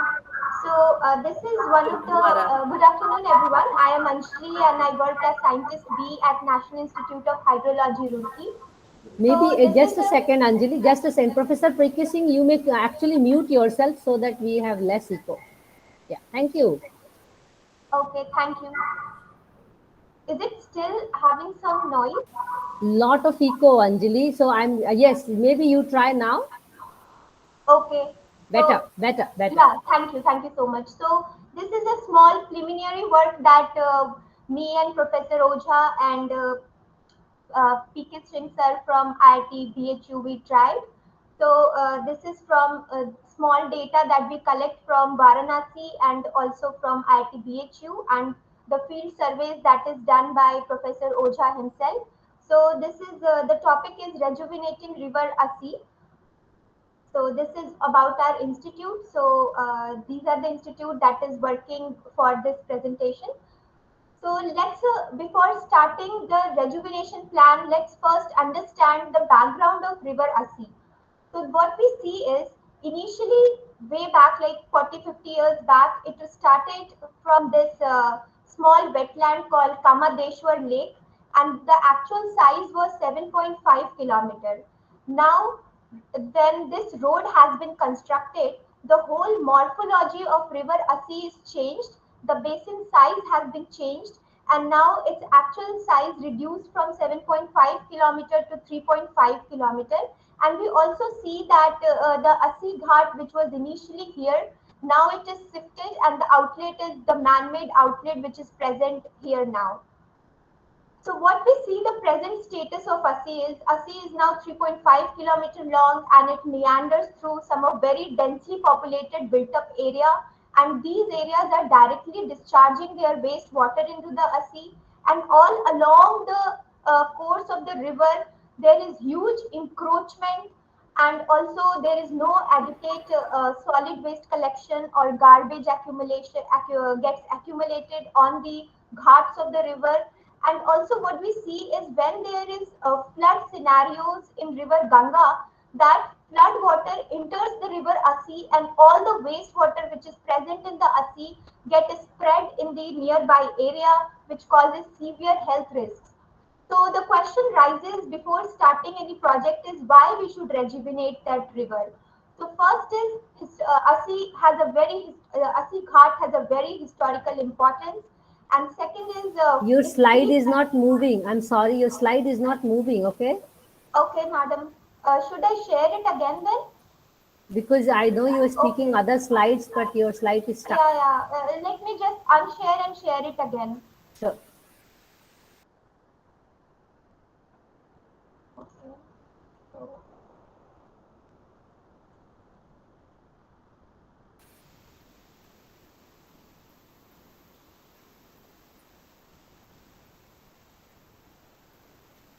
Okay. Yes. Yeah. So, yeah, now it's moving. Yes, please. No. Okay, so the question is why we should rejuvenate any river. So the thing is, Assi Ghat has got historical importance. It feeds various channels. It acts as a feed channel for various lakes and wetlands that is around the river. And first, deteriorating water pose issues and health risks to the people that is living in the surrounding of the river Assi, and it contributes to the sewage load to the river Ganga, and it deteriorates the water quality of river Ganga. So let's understand that how river Assi is interacting with Ganga. So first is from the water quality point of view. As we can see that river Assi has huge organic load which can be seen from the BOD, COD and the TSS load. So this huge this huge load is making it unfit for the drinking and the bathing purposes. And when it mixes or mingles with the Ganga's water, then that is also the quality of Ganga water also get deteriorated. The second is from the hydrological point of view. So what we see that this is done using a simulation of HECRA study. So what we see that when the water is in the lean period, there is water in Ganga, and this is our river Assi. So whatever sewage is coming to Assi, it is moving to river Ganga. But in the period when there is flood in the months of August and September, how we can see that how the depth of the water is changing here. And once the flood comes, we can see that Ganga water moves into Assi, and this way it gets spread. This is just only for having a visual understanding of how hydrologically both the rivers are interacting. So to understand this, we have further developed a HECRAS 1D model, and what we can see is that these are the areas which get flooded once a flood water comes from Ganga and enters into the Assi river. So what has been done so far, so that we understand from where we have to start our work. So one is a pilot project which is started by Intech for Assi rejuvenation in 2017. For what they have done is they have put in various coir bundles into the river Assi itself, and then this process has slowed down the river a little bit in the flow, and they will get ample time to have bioremediation process going on inside the river itself. So the finding that they have is they have got that at the outlet point Initially, before treatment, the BOD was 180 milligram per liter, but once they have performed the bioremediation, the BOD has declined to 30 milligram per liter. And they have also observed a decline in COD, odor, and a decrease in the velocity of river, having more time for undergoing the bioremediation process. But why there should be alternative methods thought of, apart from this method is because since the treatment process is applied within the river itself, the rejuvenation has lost its meaning and we are basically using Assi as a drain. And then for carrying out the treatment using bioremediation process, the water needs to be slowed down. And thus in the flood events, the water which will enter the city will take more time to come out. So this is one few points that is from the observations from our point. The second thought is being pumping of the waters from river Ganga into river Assi. So what is the benefit is that natural dilution lead to decrease in concentration of pollutant of the river Assi, and second is decrease in pollutant concentration will eventually lead to create sustainable habitat for ecosystem to thrive. But the shortcoming here will be the overall pollutant load coming to river Ganga will be same because we are only increasing the value but the concentration is not changing. And the second is at the times of flood in river Ganga, as increased water level in Assi would add to more urban flooding. You have a minute. And third is the cost of the continuous running of the pump will also be added. So what is the way forward? So before moving forward, we should have a glance of the present river basin of the Assi. So what we can see is now this is our main Assi river, and as you can see at most of the places it has a right angle turn. It is because of the severe encroachment, and these are the long drains that is giving the water to the Assi river. And what we have seen that there are various areas which can be demarcated that is actually feeding these drains. So what we are proposing is a rejuvenation plan where we can develop these small lakes and wetlands that is already present in the region, and we can use it for treating these drains before meeting Assi. But that many like bioremediation once already been done by Intech or any other process that we have learned in the morning can be applied here. So this will already rejuvenate the water that is coming, and then the rejuvenation plan for Assi would be easy. So for understanding how this will help, You have we to have wind up, developed, huh? You have to please wind up. just Thank 1 you. minute. A setup of a SWOT model where we have put this BOD load at these points where these drains are meeting. Initially, the load was 185 milligram per liter, and we estimated that once the treatment in these wetlands are performed, it will decrease to 30 milligram per liter. So how this lake restoration will happen is will help is before treatment BOD load was 185, and then after treatment the BOD load in drains will become 30 milligram per liter, and then at the outlet point where the Assi meet Ganga, initially the BOD load that is mixing with the Ganga is 157.8 milligram, but once we will treat it, then at the outlet point the BOD load will be decreased to 28 milligram per liter. So how sustainable these proposed Please wind it up. We want a discussion, huh? So please wind up. We want a discussion. Yes, ma'am. Just 1 minute more. This will improve water quality of river Assi. It will improve water quality of river Ganga. It will the restoration will help in storing flood water, which will enter river Assi from Ganga. It will help in ensuring e-flow when the lean seasons are there, and it will these points will also help as a recharging point because there is severe problems of groundwater depletion as it is reported by Business Standard and also Times of India that in 40 to 50% depletion in groundwater has been recorded by Varanasi. And so for that we have to conduct a detailed hydrological survey and understand the interactions between the aquifer and the Assi river, and also how this recharging wetlands and lakes will help. So these are the data required for all these structures to come up, and we have also formulated. Please share your PowerPoint. please share your PowerPoint so that we can make notes and because we have to also do recommendations later on. So we will appreciate if all the presenters today also share the PowerPoint. Yeah. Thank you, Anjali. And on behalf of Professor Ojha also you are presenting, right? So thank you so much.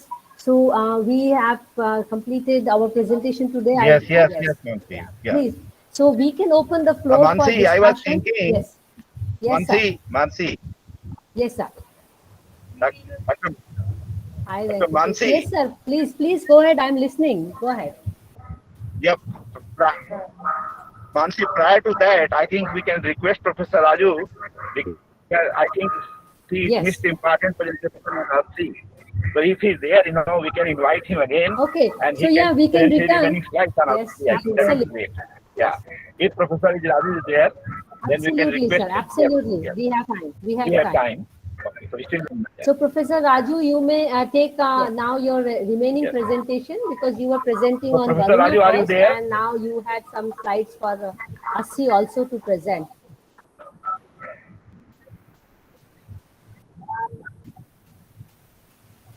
Hello. Yes.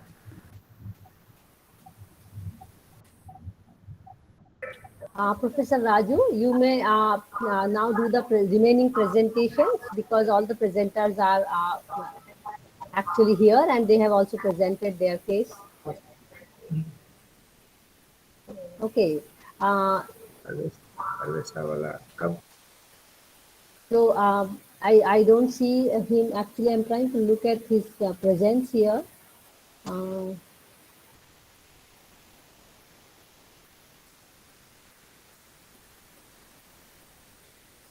I don't see him to be in this meeting room. Maybe he is listening to some other group or he is not in this meeting room. So what do you suggest, Professor Chandrasekhar?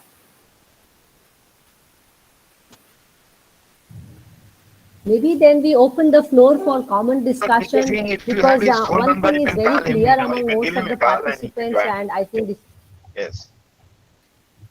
Yes. Yes. If that is And then possible, I think that would be till great. then we can continue the discussion, sir, right? So yes, absolutely. that's We right, still that's have right. time, so Yeah. we can continue the discussion and when he joins in, we can have his presentation. Yeah. So one thing which came out very clear and which is often the scientific group talking about an ecosystem rejuvenation approach and I would like to open the floor talking to all of you and also if you have questions to any particular speaker, that why are we not able to converge the scientific community's ideas with the governmental and corporate ideas of water rejuvenation? I think this question scientists have to take it now if we really want to save the rivers. Because we cannot keep talking in silos and keep talking about the good ideas of river and they are not accepted in the governmental political corridors. I know one aspect is the governance aspect, but I would also be very keen because you all have the perfect solutions. But why are those solutions not on the ground? So with these lines, I open the floor for anyone to really unmute themselves and give their points to really give us suggestions on solving the problem because we all don't need to know what is the problem right now. We know this problem and Ganga is a classic case of problem.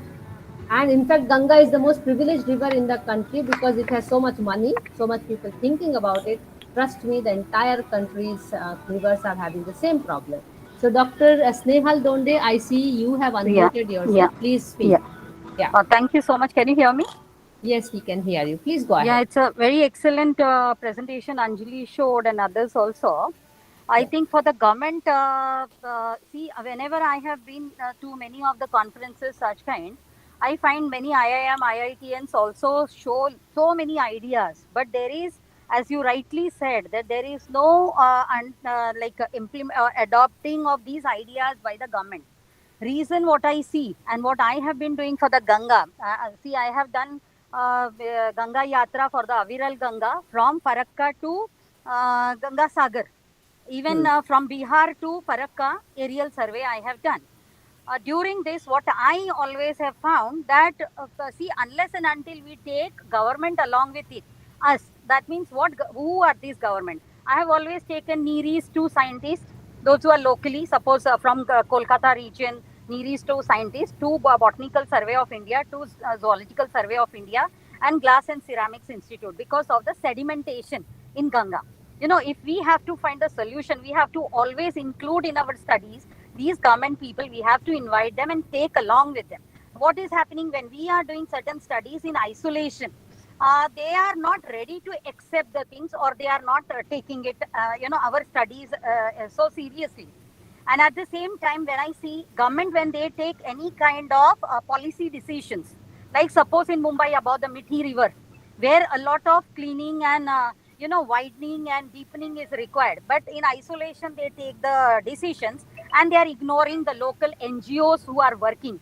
Because unless and until there is rightly you said that there is a combination or convergence of the programs and taking these people in their strategic planning bodies, this kind of our work will remain in isolation only, and that is what is happening. Like Very well said.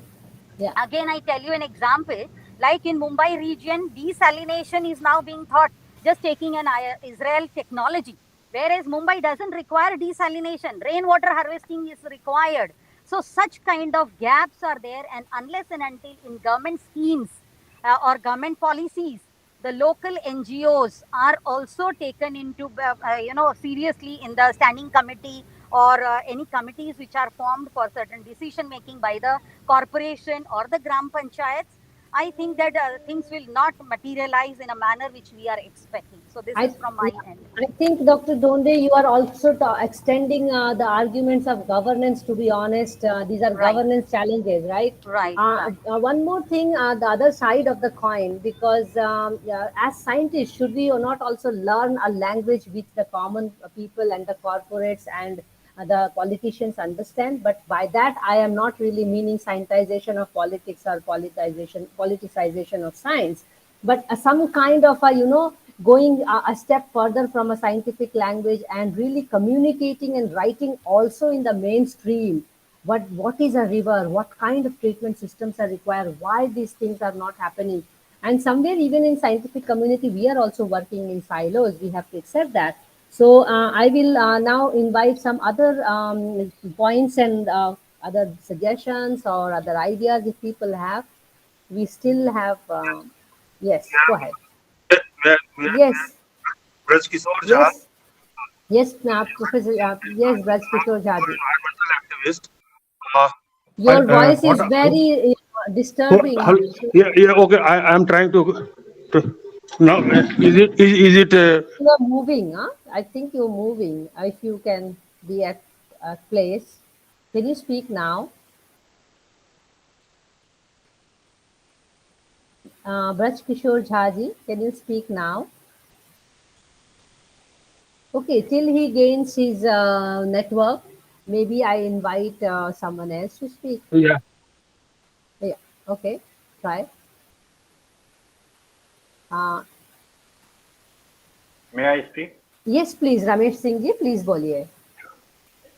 You have rightly pointed out why the things are not being penetrated to the ground. Sankat Mochan is moving in a different silos. Politicians are moving in a different silos, and the engineers are moving. Basically, I just wanted to tell, I am an engineer and I worked with the government department for 37 years, and thereafter I had been in touch with academicians.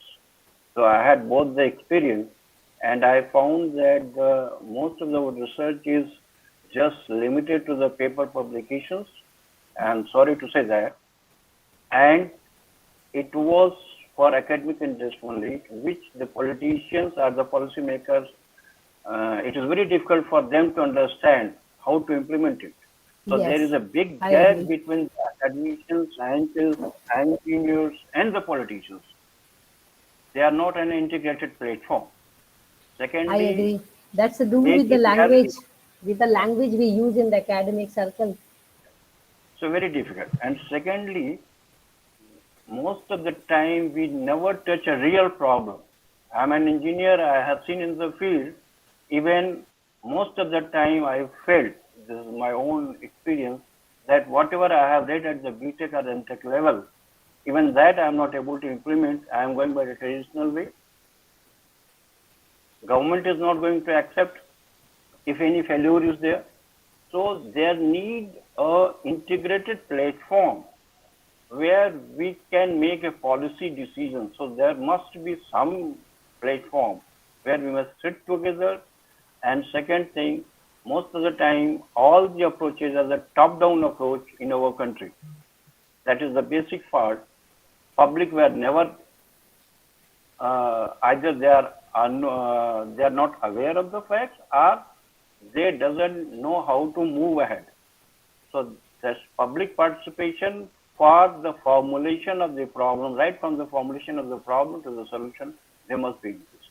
Yeah. Thank you very much. Thank you, Ramesh Singh ji. You actually touched the nerves of the problem, from both sides. We are also not teaching water very well in the country. There are not many courses. IITs teach water very differently. For IITs, water is an engineering system. I think we need to teach about water as a life. Yes. Yes, we also have audible Professor now? Raju. Am I audible now? Yes, you are audible, and please share your idea, and Just, then we have Professor Raju. yeah. Please. Uh, uh, the problem, which is a small, we are making it a big problem, and the problem is ours, but we are treating it as if it is the problem of the river, water body, and Ganga. So from each industry, we have to go for zero discharge. Each industry has to see their own and segregate inside their own pollutants. They need not make it a complex effluent. Similarly, each house, kitchen water is separate, bathroom water is separate, washing water is separate. So we have to treat it separately. And latrine water, let me call it latrine water. Latrine is a valuable resource that has to be tackled that way. And I have seen that so many solutions are available. So we have to think about those, and we have not to throw the problem to society. It is individual's problem. It is individual industry's problem. But that problem is being thrown to society, and ultimately government has to get involved. So technical people, they owe to give individual solution, and it is available. Thank you so much. You have nailed it, but then who is going to bell the cat situation is there now.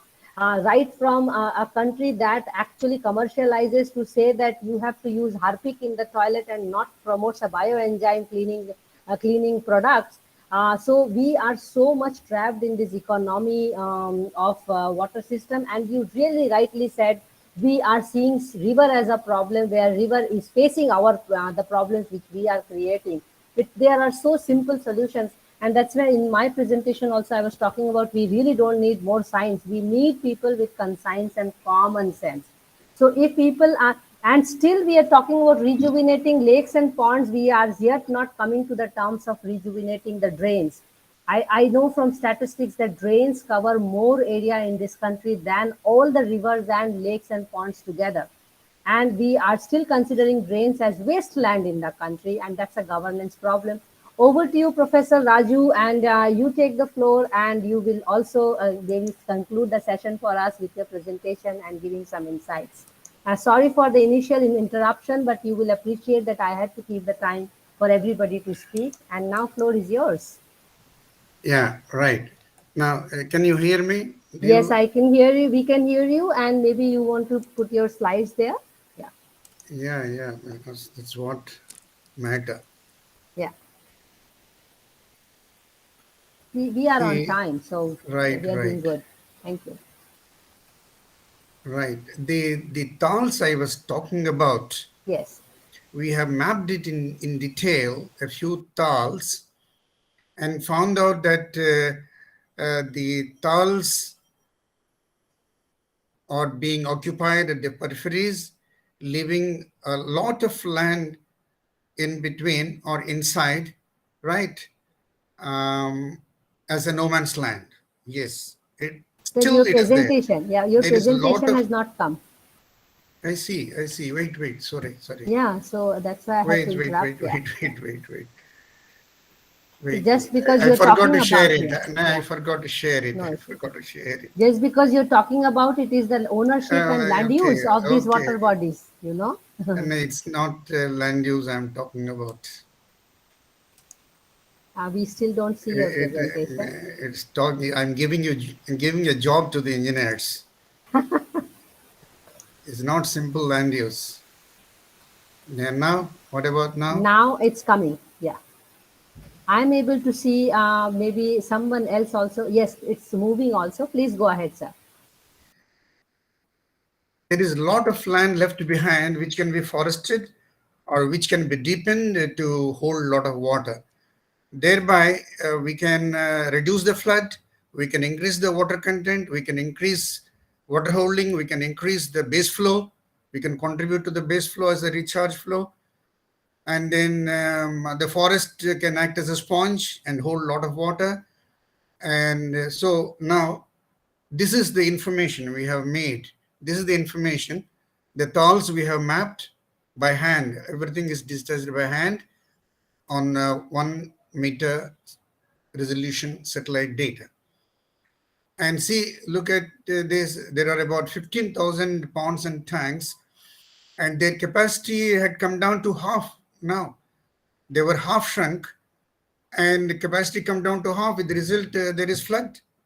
And with the result, there is no contribution to the subsurface flow, right? Which would help in perennial flow of water in the Varuna River or any other floodplain river. This is the problem. I am giving the information. This can be utilized, and that if the tanks and ponds are dredged, and if the talls are also dredged and utilized to raise forest and to raise to deepen and hold water, if they're deepened to hold water, then you can have perennial flow of water in the river. But still, the gradient being so less, right? We have to cut off a few meanders and make a few lakes, what we call oxbow lakes. And if there is an oxbow lake created like that with an inlet and an outlet, that oxbow lake can hold water throughout the year, I tell you. If that is left as one of the segments of the stream, there is water only till January, February. But if it is cut off and held water in that, it can serve the people throughout the year. And also many other purposes. We have mapped talls like this. This is another tall. See, for example, on this slide, the ponds and talls and the area water storage capacity we have worked out. The water storage capacity here, right? This is total water potential of the basin. See the water storage capacity of this. It can hold half of the water and can contribute to the flow later on. Then let me come to Assi. I'll close it. I have some practical information like this for Assi.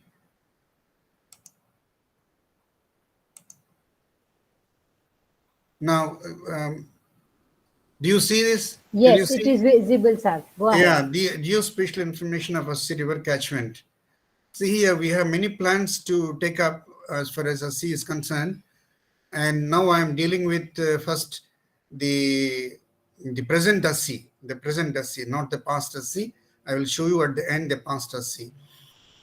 So this is, we have made very high definition information of Assi catchment at a very high scale. See here, we have prepared. First, we wanted to recreate the surface topography of Assi in a catchment area.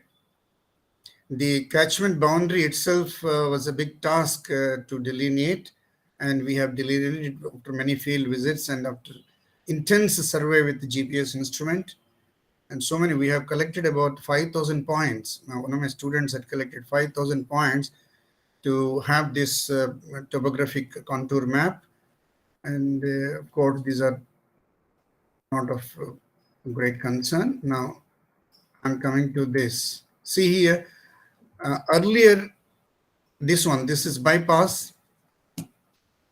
This is the present NH2 bypass, right? The Assi used to collect waters from here, south of this bypass. Now that is terminated, partly, not fully. That is terminated. Now the Assi catchment is limited to this red dashed line, limited to this, right? And it is about 22 square kilometers, 22 to maximum 25 square kilometers. Now, the entire length, including the flow paths of storm water. This is not a channel. You have they are simply black, some black things here. This is the flow path of the channel. You don't see channel at all, but water flows. Water flows in rainy season there. It was the old flow path of the Assi channel. You can rehabilitate all these paths. In fact, they were all occupied. So we have classified like this: the present Assi River, abandoned channel. Of course, it is only there in the Assi. About 30 years ago, it was there. Water used to flow and meet. And so we have this urban information, built-up space we have mapped, how much of a built-up space and how much is occupied by road network, number of buildings as on 2015-16, as on 2015-16, number of buildings, and then the road network and the railway corridor, then Assi ponds and tanks and roads in Assi River, very detailed, whatever pond is mapped. This is also mapped. It's not extracted through digital methods. It's all hand digitized over 1 meter satellite data. And yeah, now some important details. Very many important details of open spaces. Where open spaces are available, abutting the Assi channel. Abutting the Assi channel, not beyond that. Not beyond that. See, it is divided into these sectors, A, B, C, D, F, G, H, I, J. And each sector, these slides show enlargement of each sector. The touching and abutting open spaces. Open spaces. See, whatever are available, something can be done using these open spaces, right? Whether to have an STP, local STPs. Prabhatji says that we must have mini STPs at various places. So we have mapped these open spaces available, right? And see the open spaces, parks and grounds, these buildings. If there is any building very nearby, that building is mapped here like this. For all the segments, we have given information. All the white is built up area. All the rest of the white is built up area. Only the open space contiguous with the channel bank, the river bank, is shown in gray. The rest of the white is all built up area. But any buildings within this open space are also shown in red.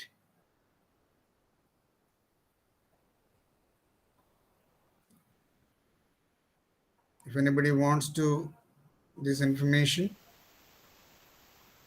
Then tree canopy, distribution of tree and tree canopy cover. Tree canopy as seen from the above, from the sky, how much it has covered and how many trees are there. See here in the catchment, we have mapped each and every tree, 23,789 trees. This is DLW campus. In fact, how we mapped, the trees we have located, all these red dots over trees.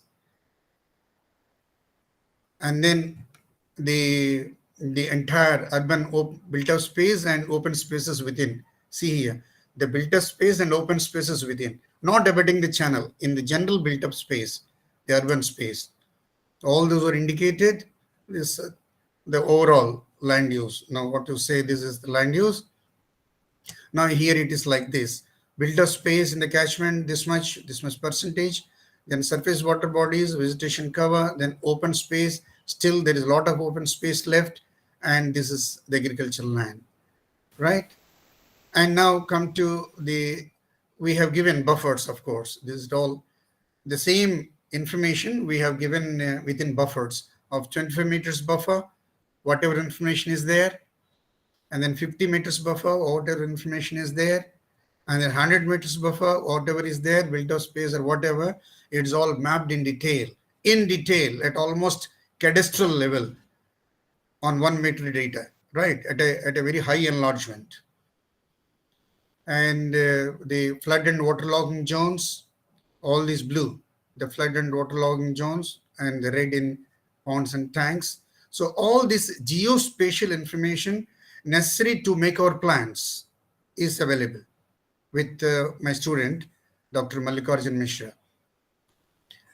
And about flood affected, how many buildings are flood affected, we have counted. And then because we have seen 2013, 2017 floods, we have seen, we went around and we mapped the boundaries. And then the Paleo Assi, people are interested in this. This red is the old Assi river channel, which started as a takeoff from this Ganga. This is Allahabad, this Allahabad area. It is taken off from here and then used to flow as a takeoff, not as an independent river.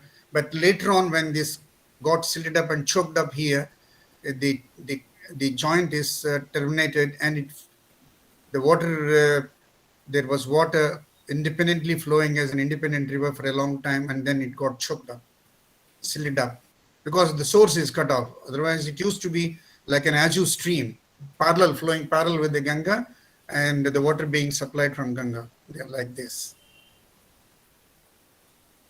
Then this is Varuna, of course. This is Varuna Basin. This is Varuna Basin. And here, see these channels. A few segments we have shown up like this, of course, all the pieces. Then these are see, look at this,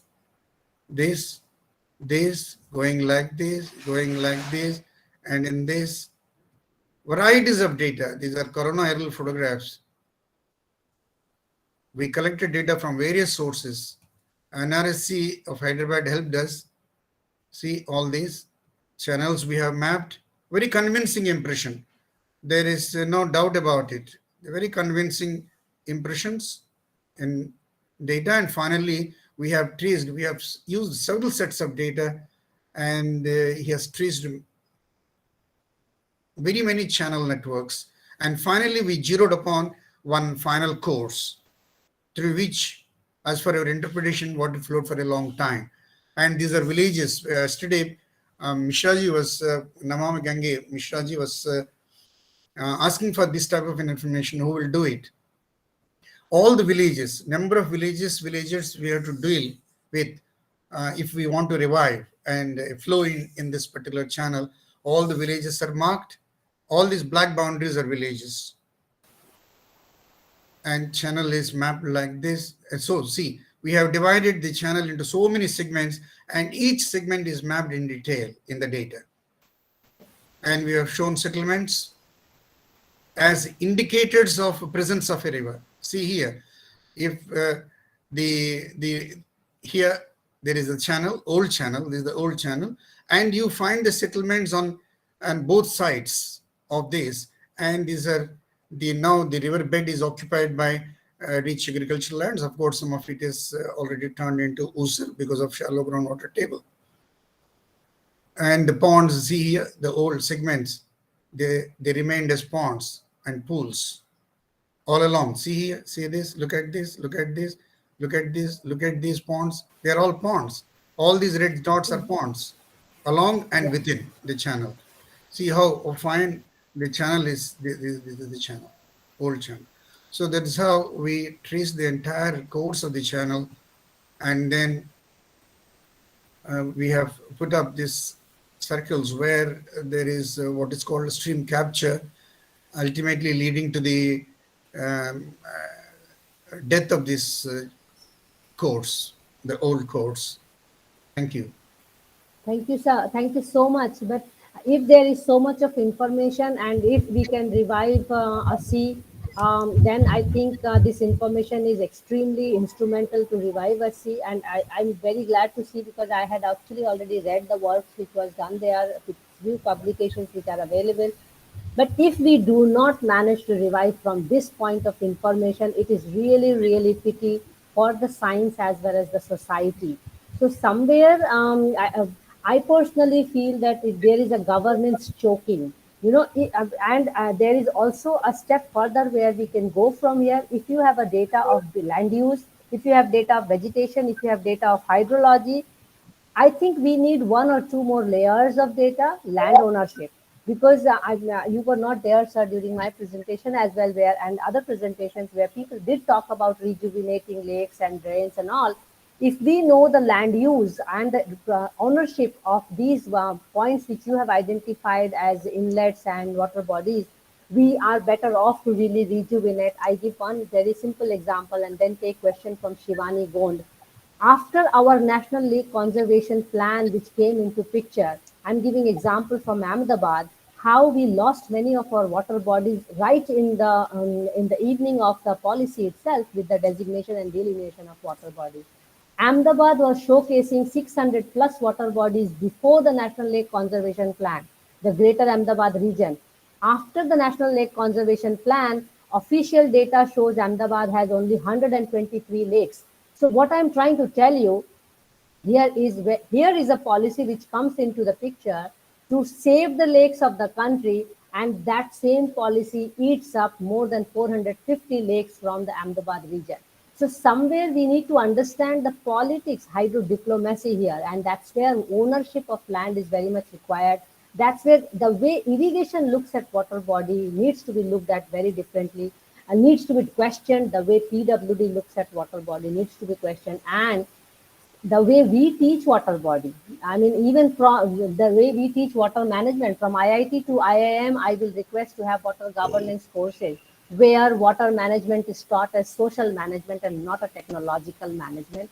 I will take question from Shivani, and you had your hand raised. Please ask your question or your suggestion, and then we will wrap up the session to be on time. Last question or suggestion. Shivani, if you are still around, please, you had your hand raised. Go ahead and unmute yourself. Shivani Gond. Do you still want to speak or suggest or say something? Dr. Vinod Tare. Dr. Vinod Tare, please go ahead. I was just listening to the presentations, and I really was very delighted to see the presentation from Dr. Raju. I think we are very much advanced with his kind of presentation. I think and that is an essential step that I always have been saying, that we need to know about our rivers, isn't it? So if that level of detailed mapping has been done, it's a very, very encouraging thing. And I think we must take advantage of that and take it forward. So I don't have a question, but I think I just want to compliment and commend the work that has been done and the degree of work that has been done. And I'm sure it is going to be very, very useful in times to come. And in the afternoon, when we talk about way forward, I think this is the way forward. He has already taken a giant step forward in what needs to be done. Thank you very much again. Yeah, thank you, Dr. Tare. Shivani, yeah. Yes, Atique, yes, the same. Sir, your voice is unclear. Your voice is unclear. Very disturbing. And I think, this provides the basis, to rejuvenate the rivers. Yes, absolutely. I totally agree with you. Absolutely. I am suggesting that we have 2 or 3 more layers of these drawings, and then we are actually ready to deal with it if the government is willing to really take it into account. Yes, PK Singh sir and Venkatesh. Venkatesh, would you like to go first? Yeah. Oh, I'm just saying him Venkatesh because, as a friend, So Venkatesh, go ahead. Thank you so much, Mansi, for giving me this chance. I think we did the similar work for Gomti River about 10 years back, prepared a very fine resolution maps and restoration plans. But there is a worry when it goes for restoration to the government, we have to start from that point. Now you have a plan.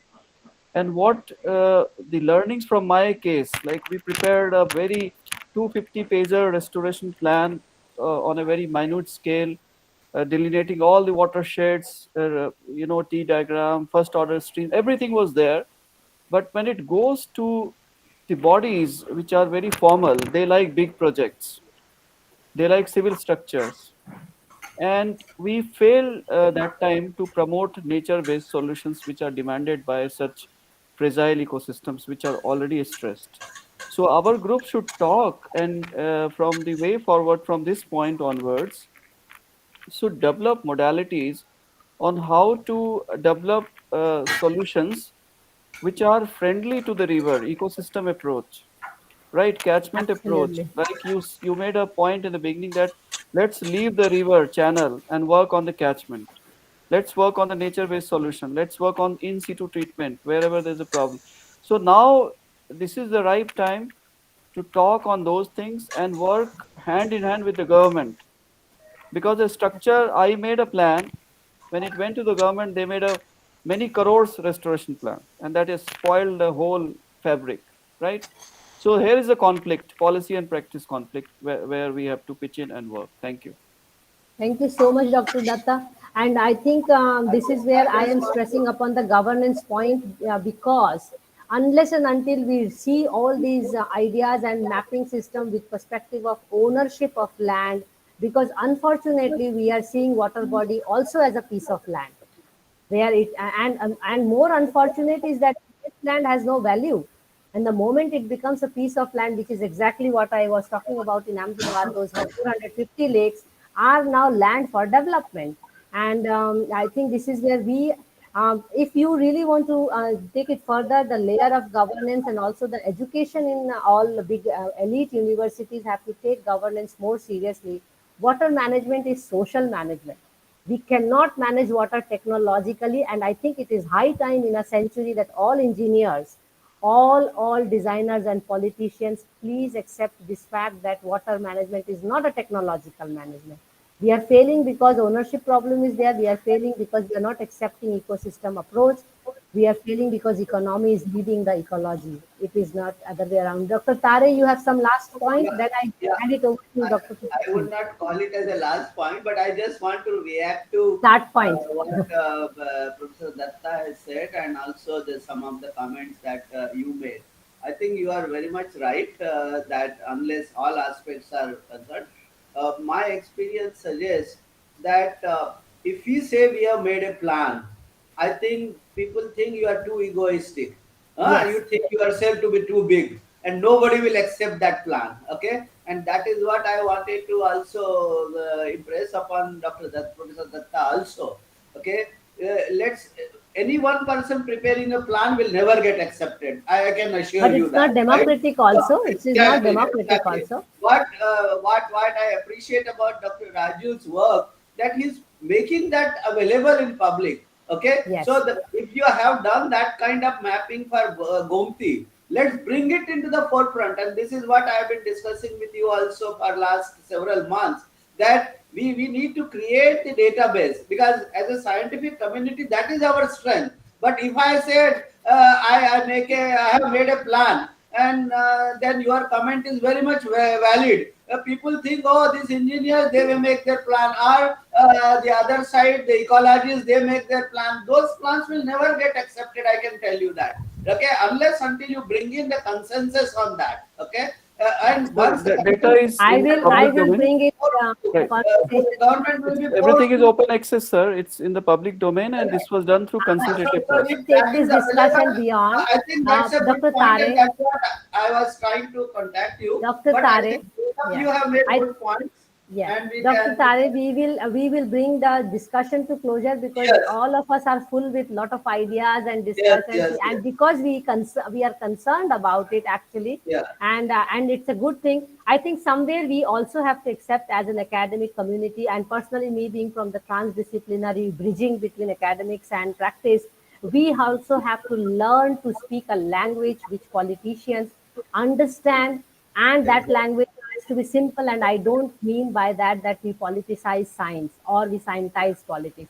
I am talking about a high school language which an uneducated politician whom we vote to is able to understand the language, and And mind you, land use has to be part of this game. Ownership has to be part of this game. Otherwise, all the scientific data, most of our leaders are unable to read, who are actually making decisions for us. Unfortunately, many consultants also don't look at it when they do the riverfront projects. And very good point raised by Dr. Datta. Why are they interested in large infrastructure? There are beautiful examples where we can present a project or an idea where hundreds and thousands of Dr. Raju has already presented number of 15,383 ponds and 662 lakes and all. If we can build a project where we show the magnanimity of the project and say that this is a large project, but it is decomposed just like a democracy is decomposed into Gram Swaraj, we have to really take it in that format. With these lines, I hand it over the panel to Professor PK Singh, if he has any point, or he can do the closure of the session. Thank you very much, all of you. And we are just 7 minutes late. I think, Mansi, yes, we have already, it has been already 1:36, so now. Yes. PK, would you like to say something? Because we'd like to wind it up now. Just to compliment, I mean, as Professor Tare was saying, when we started the discussion, he told that do we really have data to work on tributaries? And so from there, the idea of this international conference came. So there were many dimensions, but then I assured him that, yes, sir, for River Varuna and Assi, I will be coming up with the data which you need. As a scientific community, if we need data, definitely we should have data and we should have a capability to collect the data. So this is where we are. And Professor Tare will be convinced now that really Banaras Hindu University has worked good enough to support the data part. Now it goes to the society and the government side. And yes, now another point which I wanted to make, that through this conference, we have been successful in connecting this science part and this Manrega, the Commissioner Manrega and other parts of the government. So they are all a part of this. They are also joining us as a kind of a stakeholder or so. So they are also listening. We have data. We have academic institutions with us. We have Professor CSP Oza from Roorkee. IIT Roorkee has designed all water resources distribution system. It has to own this. If River Ganga or the water of River Ganga has been taken away from River Ganga, Roorkee and IIT Roorkee is owning. He has to own. Now, the one remark which Dr. Ambus was making, yes, certainly we agree that we do not need to bring water from canal. However, my simple concern is that if some agency is already working where the flows coming to River Assi will be closed, it will be intercepted and diverted, the Nala itself will also dry, and then it will be a barren land and it will be encroached further. So in order to keep this river surviving even for a few years, maybe 2-3 years, we have to consider the water which we have taken from river, can we give it back to river? This is not, water for irrigation. This is the river's water. So we are giving back this river's water to river itself. And finally making, if the interception scheme is there, then this argument goes that the pollution level will remain same. If the pollution level has been reduced, pollution is not there, then it is a question of water quantity. So if this group can suggest us how we are bringing back, to start with and to continue this water in the river system, that will be our great contribution. And I thank you all for a very live discussion. Professor CSP Ojha is there, Professor Tare is there. They have all taught me, and I have learned so many things from Professor Raju and all great colleagues. Okay. So I really thank all of you, and I expect that in the post-lunch session, there will be a summary. Mansi has wonderfully, she has overpowered the chairman also. Professor CSP Ojha was very much here, but I feel she will be, trying to consolidate it. And Professor Ojha, yes. Yeah.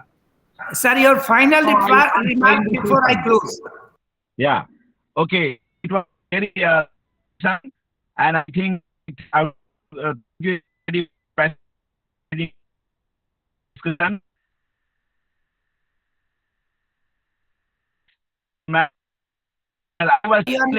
You are not clearly audible. Connection.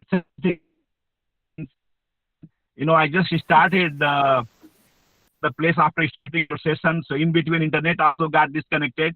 So anyway, I was able to listen to Professor Raju's presentation, and considering the amount of significant work which Varanasi city has done, kind of data which is available, I think we'll make best use of it to develop the rejuvenation plan for the Assi and Varuna rivers. So I think everything looks to be very positive, and with this expectation, I would like to thank you again, and bye now. Okay. Yeah. Thank you. Thank you. So let us break for the lunch, and then we will be rejoining at 2:30 for a winding up session. There we have summarization of these 2 days discussion on river Varuna and Assi. I mean, in all terms, hydrologically, how we are bringing water to Varuna and Assi, and environmental technology based, what are the, technical solutions, suggestions for us, and then socially, how we are going to approach this, how we are going to make this solution acceptable to the society in terms of practical steps, which will be there. So I thank all of you, and then I wish that all of us join in the post-lunch session at 2:30. Thank you very much. Thank you all. Thank you, sir. Thank you so much. Okay, bye now. Bye, everybody. Bye. Namaste.